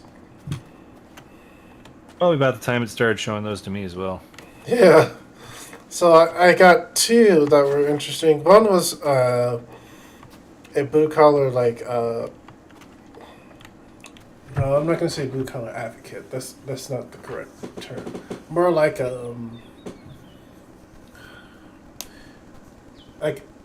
basically a guy that like talks about like how blue collars like get pretty fucked over in a lot of situations and shares that on YouTube. Okay. Yeah, Falafel, if you've heard of him. Yeah. Maybe. I don't really know any of their names. Yeah, he's pretty funny. But the other is a guy called James Butler, and he runs a septic company. He's one of the owners. And he talks about like how, well, he gives like a ton of good advice, and talks about like how owners and managers should be more focused in taking care of their people so they can actually, you know, make them money and do a good job and grow their business. Hmm? You know, sensible things.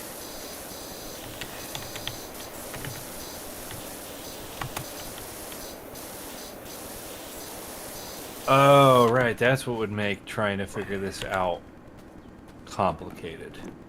What? Because when you're doing scaffolding renting, they usually just have you rent out the pieces to build what you need. Oh, that makes sense, sadly. So, let's see here. Hi, Adam. I didn't know you were in chat. Let's see here. Leland's asked me work questions. He did. I did. So I gotta do work math. Okay, we could probably get by with just a single of that. By CX. That's kilos. So you remember the price I told you about for if we had bought that? Bought it would have been, I think, 4,400. Yeah, right about in there.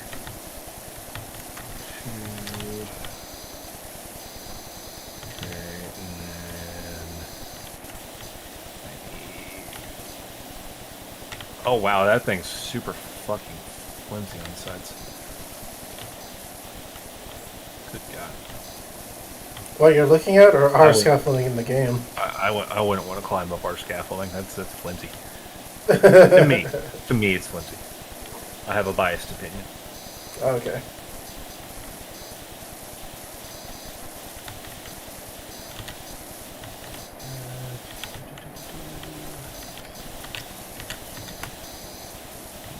Basically got a bunch of those.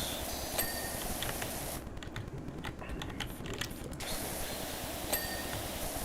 12.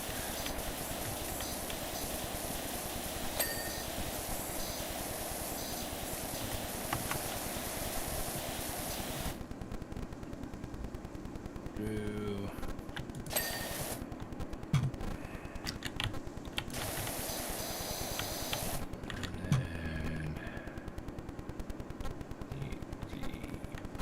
Platform.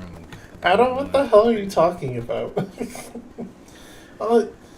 His latest thing is how do I wire electricity to do the thing so it does the what's a doodle?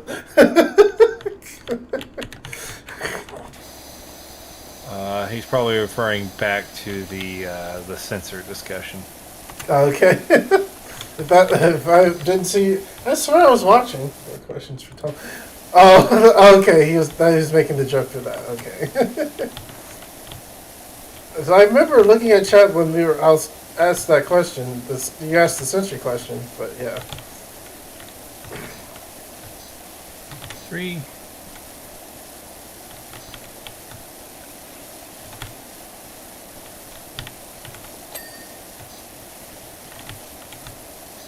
Are you still looking up the? Well, I have to price it all out because it's in pieces.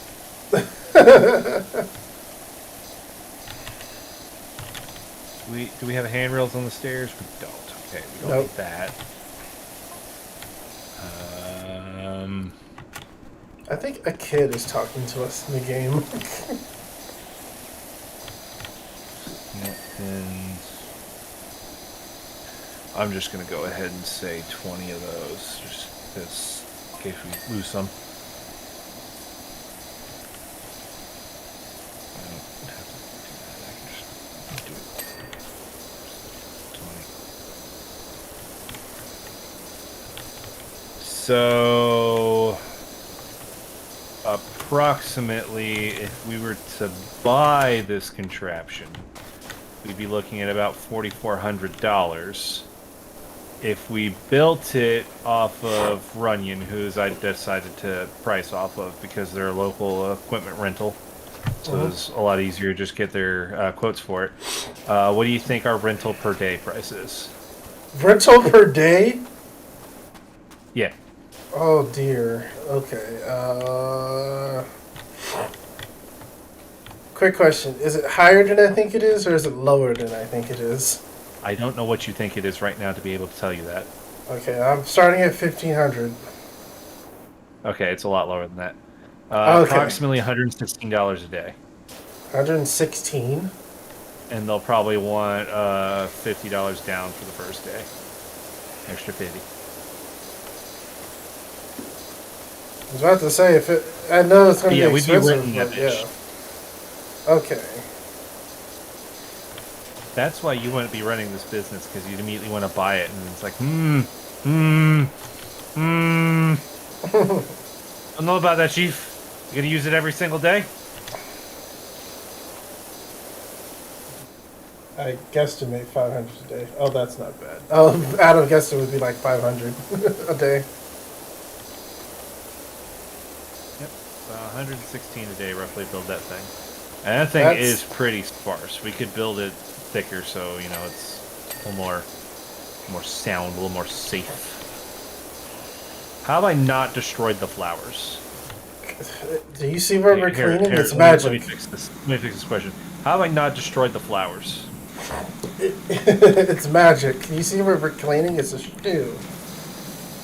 Leland, it's surrounded by all this colorful little fence posting, and I see a sign there that makes me remember fucking Idlewild in Pennsylvania. We're in a theme park.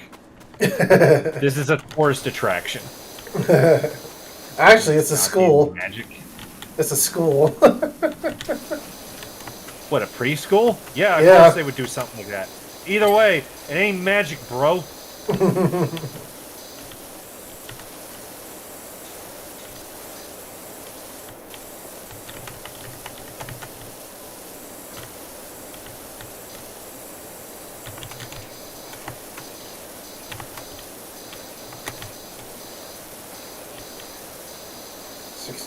$116 per day. That's not bad. I mean, for maybe a project that takes several months, and yeah, that'll start to add up, but that's still not that bad to me. Yeah, that's why you're like, oh yeah, we're just gonna have to buy the scaffolding now. We have big projects coming up, and it's like, are we using it for every single one? The answer to that is, I don't know. Then you're renting.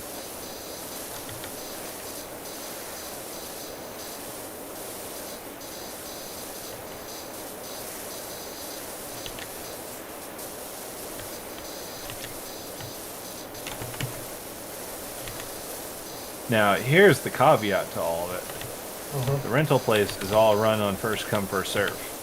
So you gotta get there when they have the equipment you're gonna need for it. That's interesting.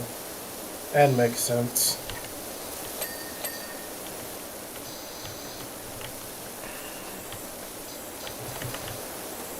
It's almost like to do this kind of work, you have to be able to plan ahead. That's why, Ed, you can't run the business by sitting at your fucking house all day and never going to the goddamn job site. You lazy prick. That's why I don't work for you no more. Fucking asshat. Tom, it's over. You're done with him. He's gone. He's not in your life anymore. Paying me $15 a fucking hour for your bullshit.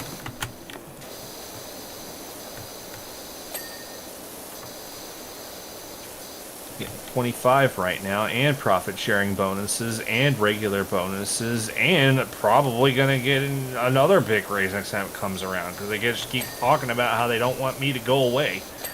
They really don't, the way you make it sound. It's like when I was talking to them about when the van got wrecked, and a comment that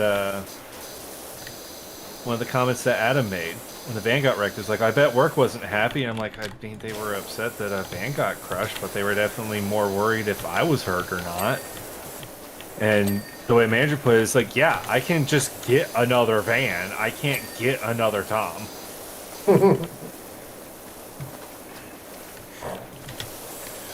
I wish you like came back with much more like, well, not really, but like if you're more a little, you used to be like self-deprecating, you'd be like, well, Tom's a pretty common name. I'm pretty sure you can find one or two. Yeah, but I know what he's referring to. Yeah. Well, I broke an elbow. Gotta go back to the job site, though. It ain't done yet.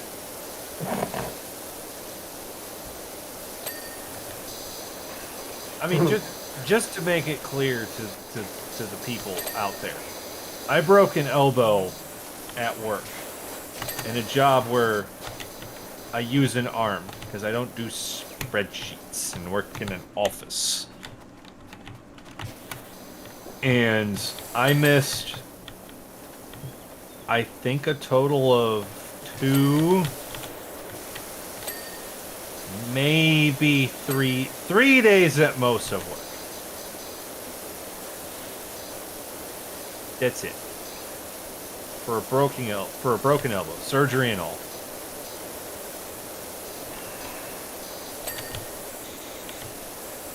And everybody was shocked and surprised. Like, I can still walk around. I've got the iPad with the building plans on it. People need to know what's going on. I can't just not be there. That's not how this works. Well, they're also sitting there being like, well, we could probably like have these things for you to do, and I'm like, okay. Like, you need time? I'm like, well, it doesn't hurt, so no. I think part of me thought that your work was like, do you not just want to be at home? It's like, I live with my brother and I'm single. Everything's fine.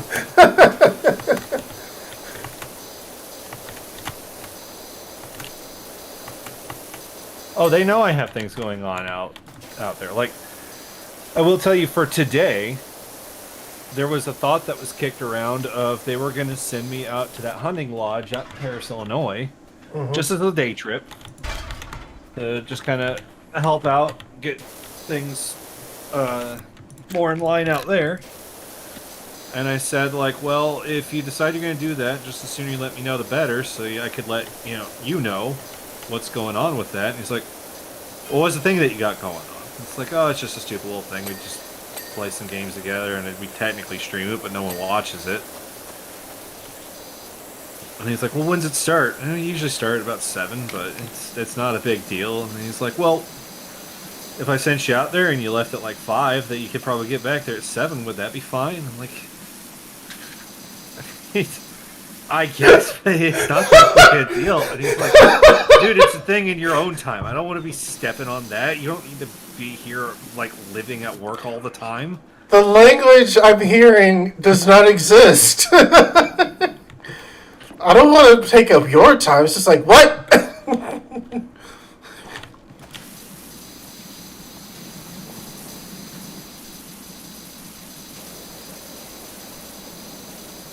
Yeah, I tell them about, like, all the reactions you guys and, like, Marcus make, just because he's been the one that likes to Most make vocal. all the... Yeah, most vocal about it, and I'll just quote what he said. He's like, oh yeah, they said this about it. And he's like, well, we'll keep giving him stuff to talk about.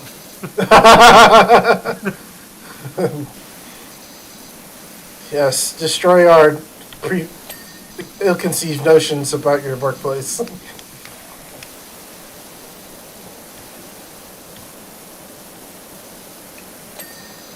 Overall, Tom, I've been like very like since you started this job. Adam's like, damn, but Adam said, damn, my boss would just be like, better work faster then.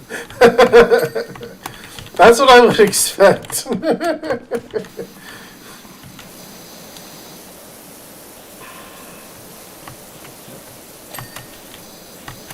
we get over here at Intelligent Living Solutions. And I'll say it because if we succeed in the 5-year plan, we're going to have international recognition. Yeah, my company has 5-year plans. Well, technically, if I remember the meeting right, they came up with the 1-year plan, the 3-year plan, and the 5/10-year plan. Oh, okay. Which already, to like a big corporation, is just unthinkable.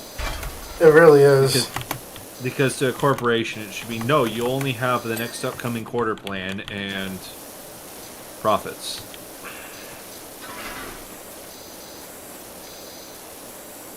Lena, how do you rotate this damn thing? There you the go. mouse wheel. There you go.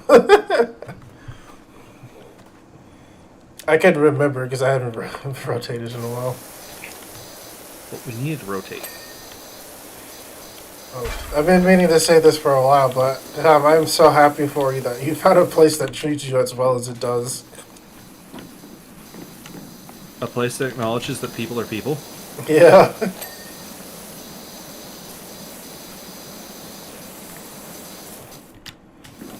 And despite the trip thing, the state's been pretty nice to me, so. But I did take a job that required more attention. That was the only downside.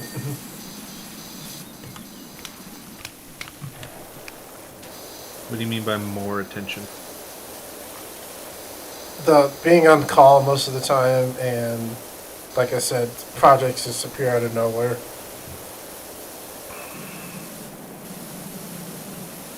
Do they pay you while you're on call? Yes. Okay. There's places that like to not do that detail.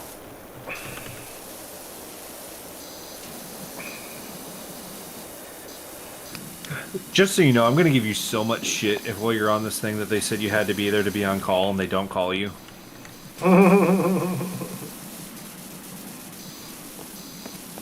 Can happen. A lot of times nothing happens. And this project thing is, I think my boss said, if they need us that badly, just count the time and then come in, flex or count the time and then just don't come in on Monday. So I was like, I know, that's how this works.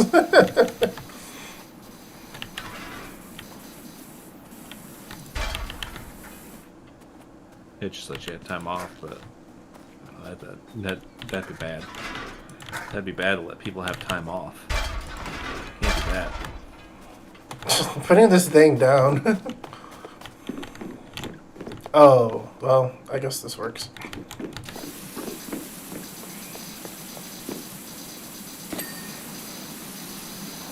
You're the one who's rushing to get up.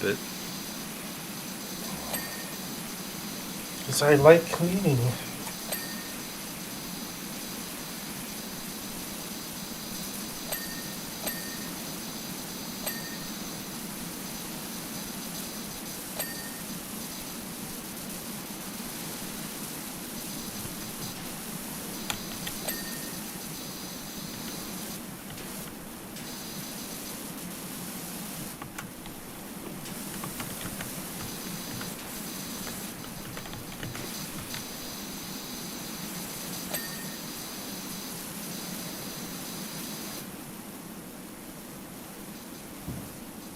Still haven't seen that D&D movie.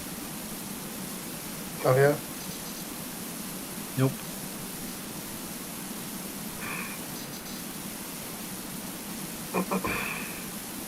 Kind of thought about that on the tangent of because some people are going to go see the Mario movie.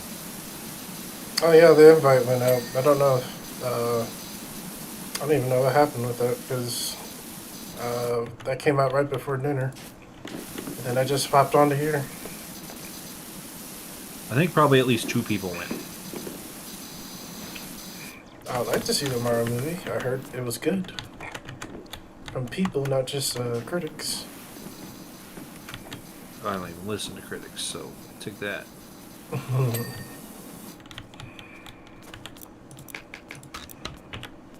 Because critics sound like people who'd be in suits. And you know what I say about people that are in suits? Stephanie Sterling's not in a suit. He's in a dress.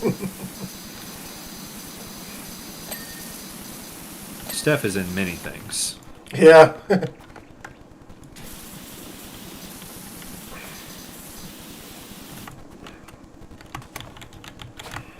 I don't recall Steph saying anything about the Mario movie. Just that it was existing. Yeah, I think it's just acknowledging its existence. I haven't heard them say much anything about it. There's probably going to be weird Nintendo nonsense with it. Because it's Probably. Nintendo. They gotta be Nintendo's weird. Nintendo has been super weird lately. Oh, this is clean. There it is. Like ensuring people have lives destroyed for doing things that aren't going to impact the company at all. Oh, did you read about what happened to that one guy? Yeah, and there's also other people that do simple things like just do little modding stuff. And then Nintendo's like, destroy. Destroy. Oh, the door frame wasn't done. Fucking look. where? I have no clue. Oh, one of us got it. Apparently did it. The hell's the banister? Oh, that. There was a boot wall somewhere that's got a lot on it. There's something in this area that had a lot on it. That wooden trim. Got it. Got a wall, 4 frames, and 2 trims. Oh, I see it.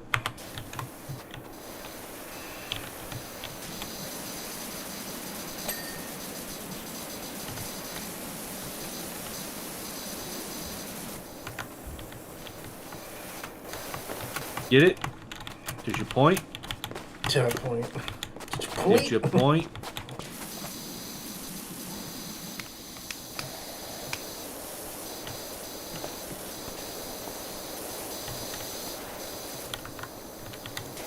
Clean, damn it. Get clean. There we go.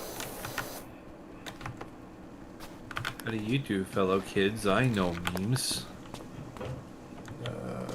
Where's this one shining at? Oh, the wall. That wasn't clean? Oh, it's not. This wall's not clean.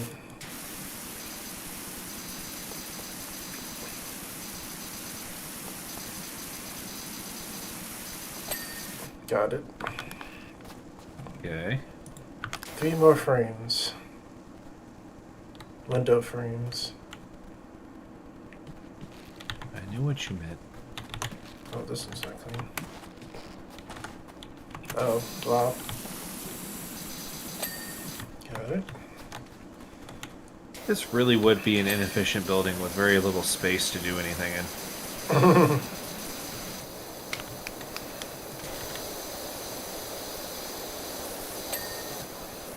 And one more wood trim. Where?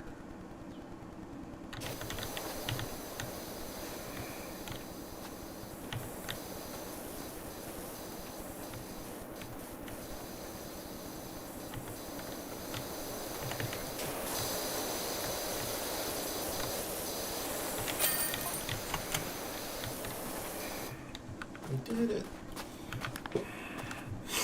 Look at that clean animation.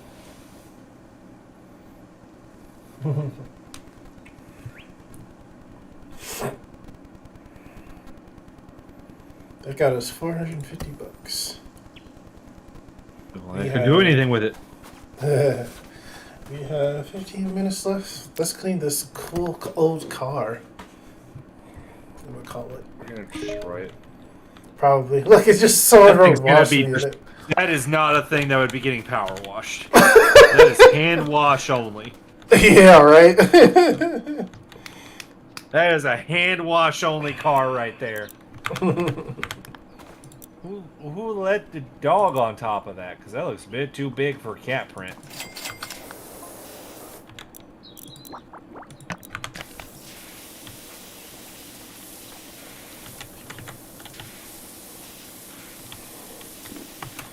I remember cleaning this before. The metal on this is a bitch, so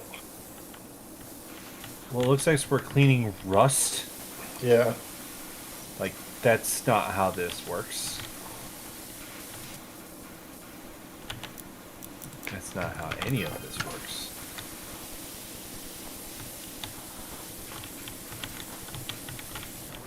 Oh.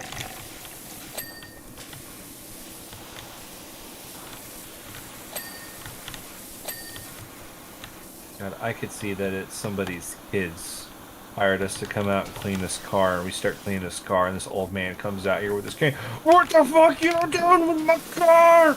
Get away from that! You hand washed my 1930s car? Power washed my 1930s car? You're what, mate?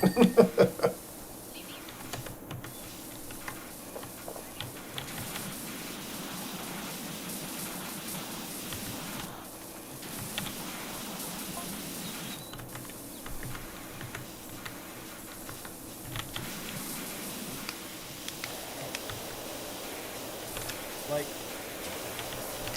the body work would probably be able to survive it, because, you know, these things are built out of goddamn steel. Mm-hmm. Not all the cheap light metals that we use in the modern times. Mm-hmm. So that's alright. But we're gonna take the paint off. We're gonna damage the, The paint. paint. These are cars that you're not supposed to damage the paint on. Because this car is more expensive than whatever anybody's gonna say they're gonna pay you to do this. Mm-hmm. Heck, at the point that we're at right now, this car is probably worth more than our business. So yeah, it would literally be somebody come at us with a job of like, I need this cleaned, and it's like, what is it? They show us a picture of it. You know we're a power washing company, right? And I'm like, yeah. We can't take this job. We can't do it, sir. What do you mean? You won't have a car. No, just don't explain. Just say we just can't do this job because I'm not gonna do that to this.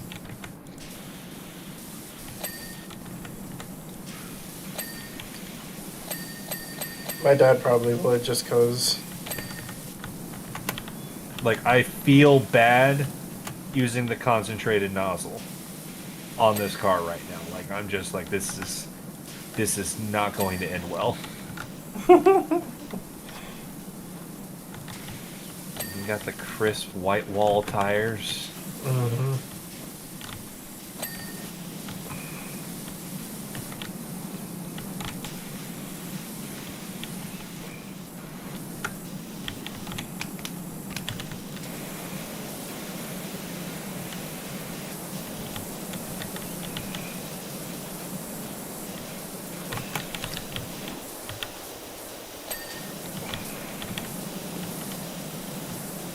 I like their spelling of tire is Tyre. You know, like the city. Oh yeah.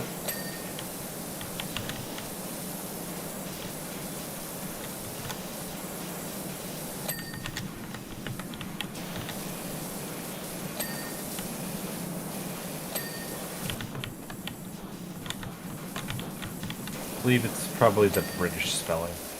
I think it is too. Oh god, using this on this soft roof. This upholstery is ruined.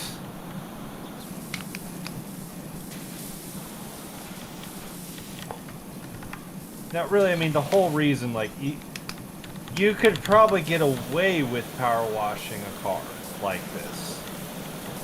I wouldn't want to take the chance because if you break something on a car like this, trying to replace parts for a car that's been out of production for more than 70 or 80 years, that secondary parts market doesn't really exist. Yeah, it's near non-existent.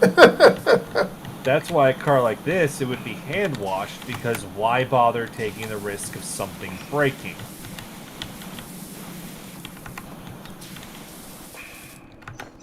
On top of the fact that an old collectible car like this, you're gonna hand wash it because you're trying to appreciate that you just have this thing. You're not gonna pay somebody else to wash your damn car. Like, that's the reason you bought this car.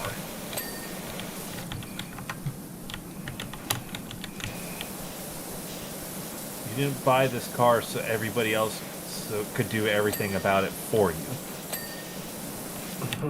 You bought this car because you wanted to care for it.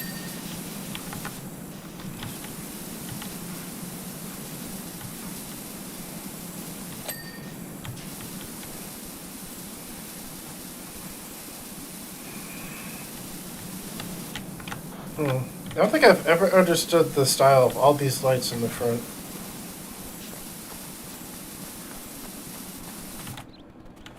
So, let's see here what it is. You got main headlights. Mm-hmm. I think it's the high beams. And I believe these are what they kept trying to do for fog lights. Thinking about it, my car has the same amount of lights on the front, so I feel dumb for saying that.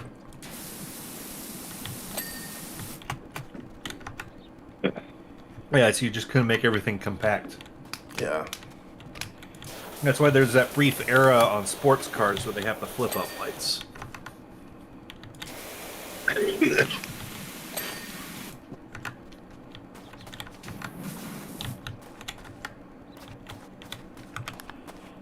That really was a brief era when you think about it.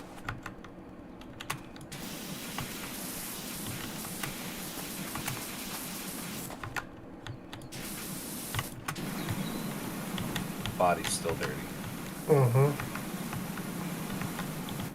Yeah, this is a British game. Why do they call it trunk? Oh, because it's an actual trunk. That's why they call it trunk. Yeah.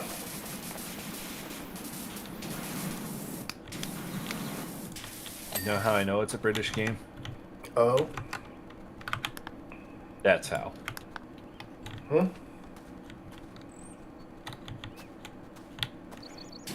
That's how. Oh.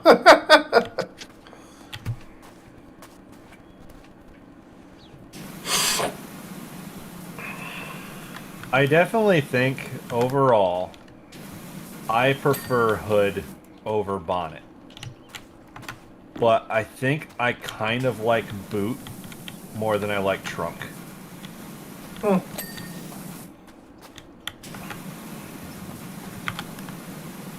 Body's super hard. Where, body? Where are your dirt? Where is your dirt? John. Got it. Shelf. What?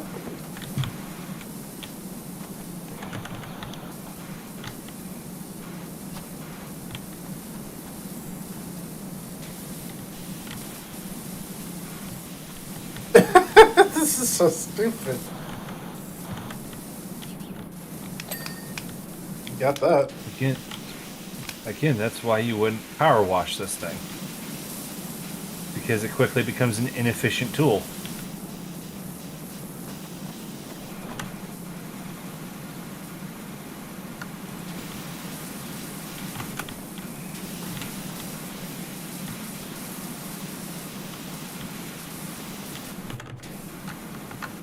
And like where you could have gone with me tomorrow, there, yeah, you'd power wash that shit. Mm-hmm. Oh, I hate it. Isn't there? I know it's not dirt button? clean.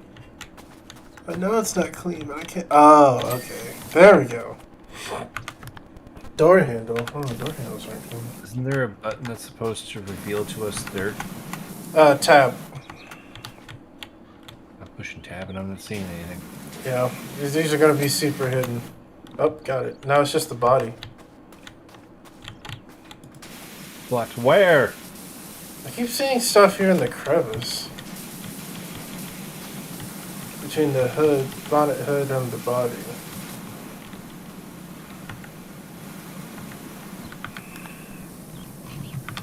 I think I'm missing something.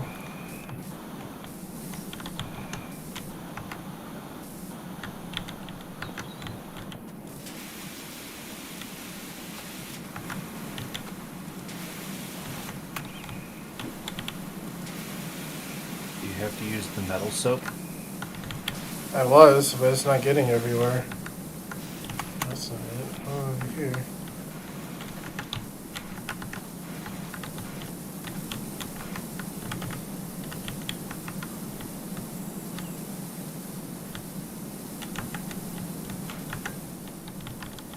saw that. Oh, guess what? I didn't see it. Oh my god. Where on this body is it? Oh, wait. Aha! It was right over the windowsill. Shield. Jesus. Oh god! If you don't buy the part, you pay somebody to make the part at that point. That'd be the only way, wouldn't it?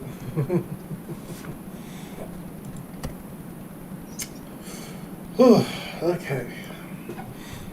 We will pick this up next week. And to look forward to what we have to clean next week. My goodness. Which will be an old garage. We have to clean the fire station.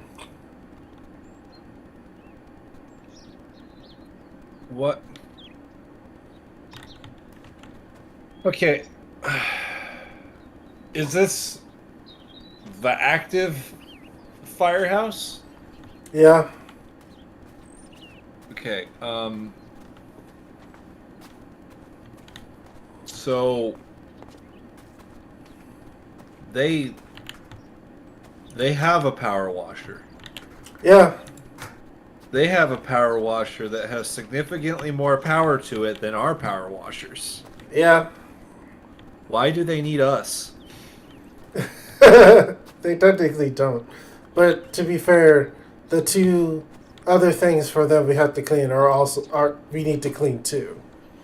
And well, I guess that's the reason. I'm not entirely sure. But come look at this. Night, Adam.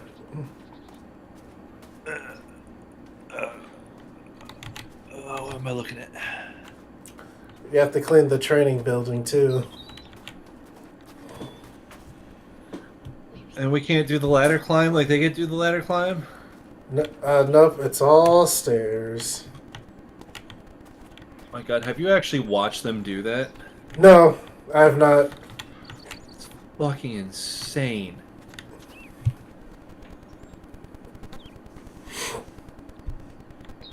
I mean, it's goddamn mental what these people do. Yeah, I have a high respect for first responders and firefighters.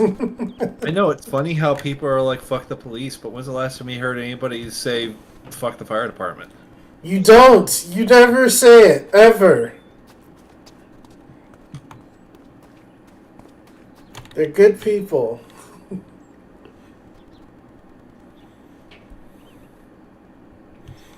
Now, also, I didn't know this, but apparently the paramedics and the ambulance and firefighters can be the same people. Yeah.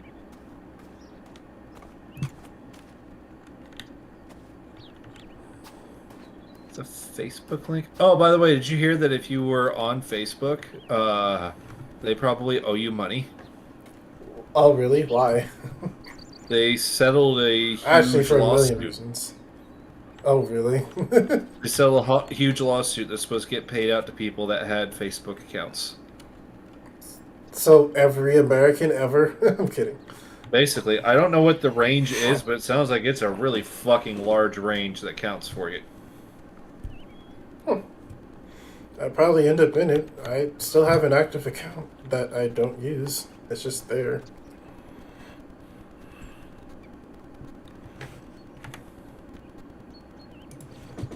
Let's see, Facebook. Finn, you're just doing a bunch of tiny little meows. Like, what are you doing? It just comes in, it's like, ow, ow, meh, meh.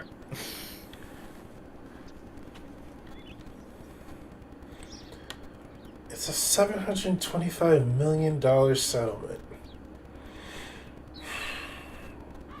Facebook makes billions.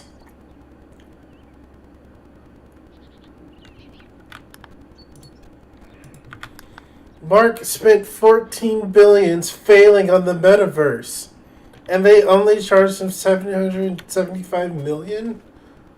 Ugh. Yeah. If you're rich, consequences don't mean anything to you.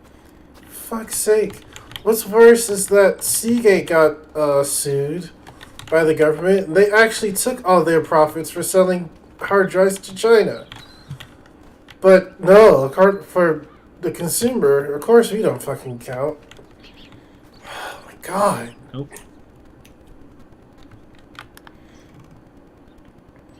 That accounts from May 2007 through December last year. And you have to apply. Basically, just to verify you had the account.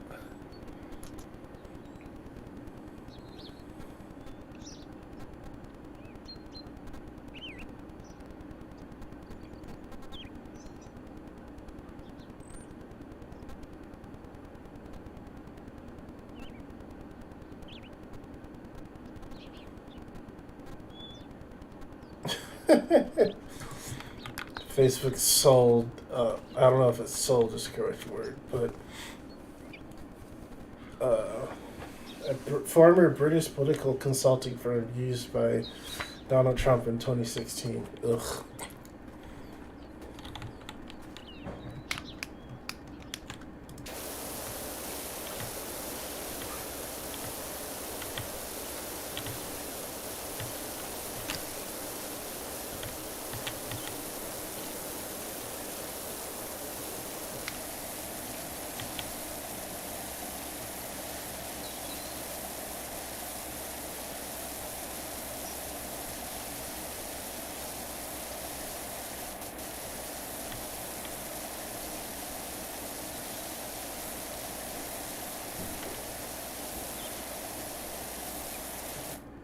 Ladder. Okay, we should done. Otherwise, I will just continue to clean. I mean, you can go ahead. I'm trying to find the thing. Because I got a cat just sitting here just going crazy on me. Okay, everybody. Thanks for watching. Thanks for joining us. I know you left already, but thanks for watching, everybody. We'll see you next week. Tom, enjoy your trip that I was supposed to go on and now sadly cannot. You could have, and you decided no. No, you want to work. Well, technically, Tom, you're paying me to work. So, they could have paid you to not be working because it's time off.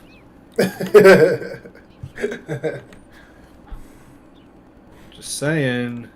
That's what PTO is. All my friends pay me to work, and they also pay me not to work. It's weird.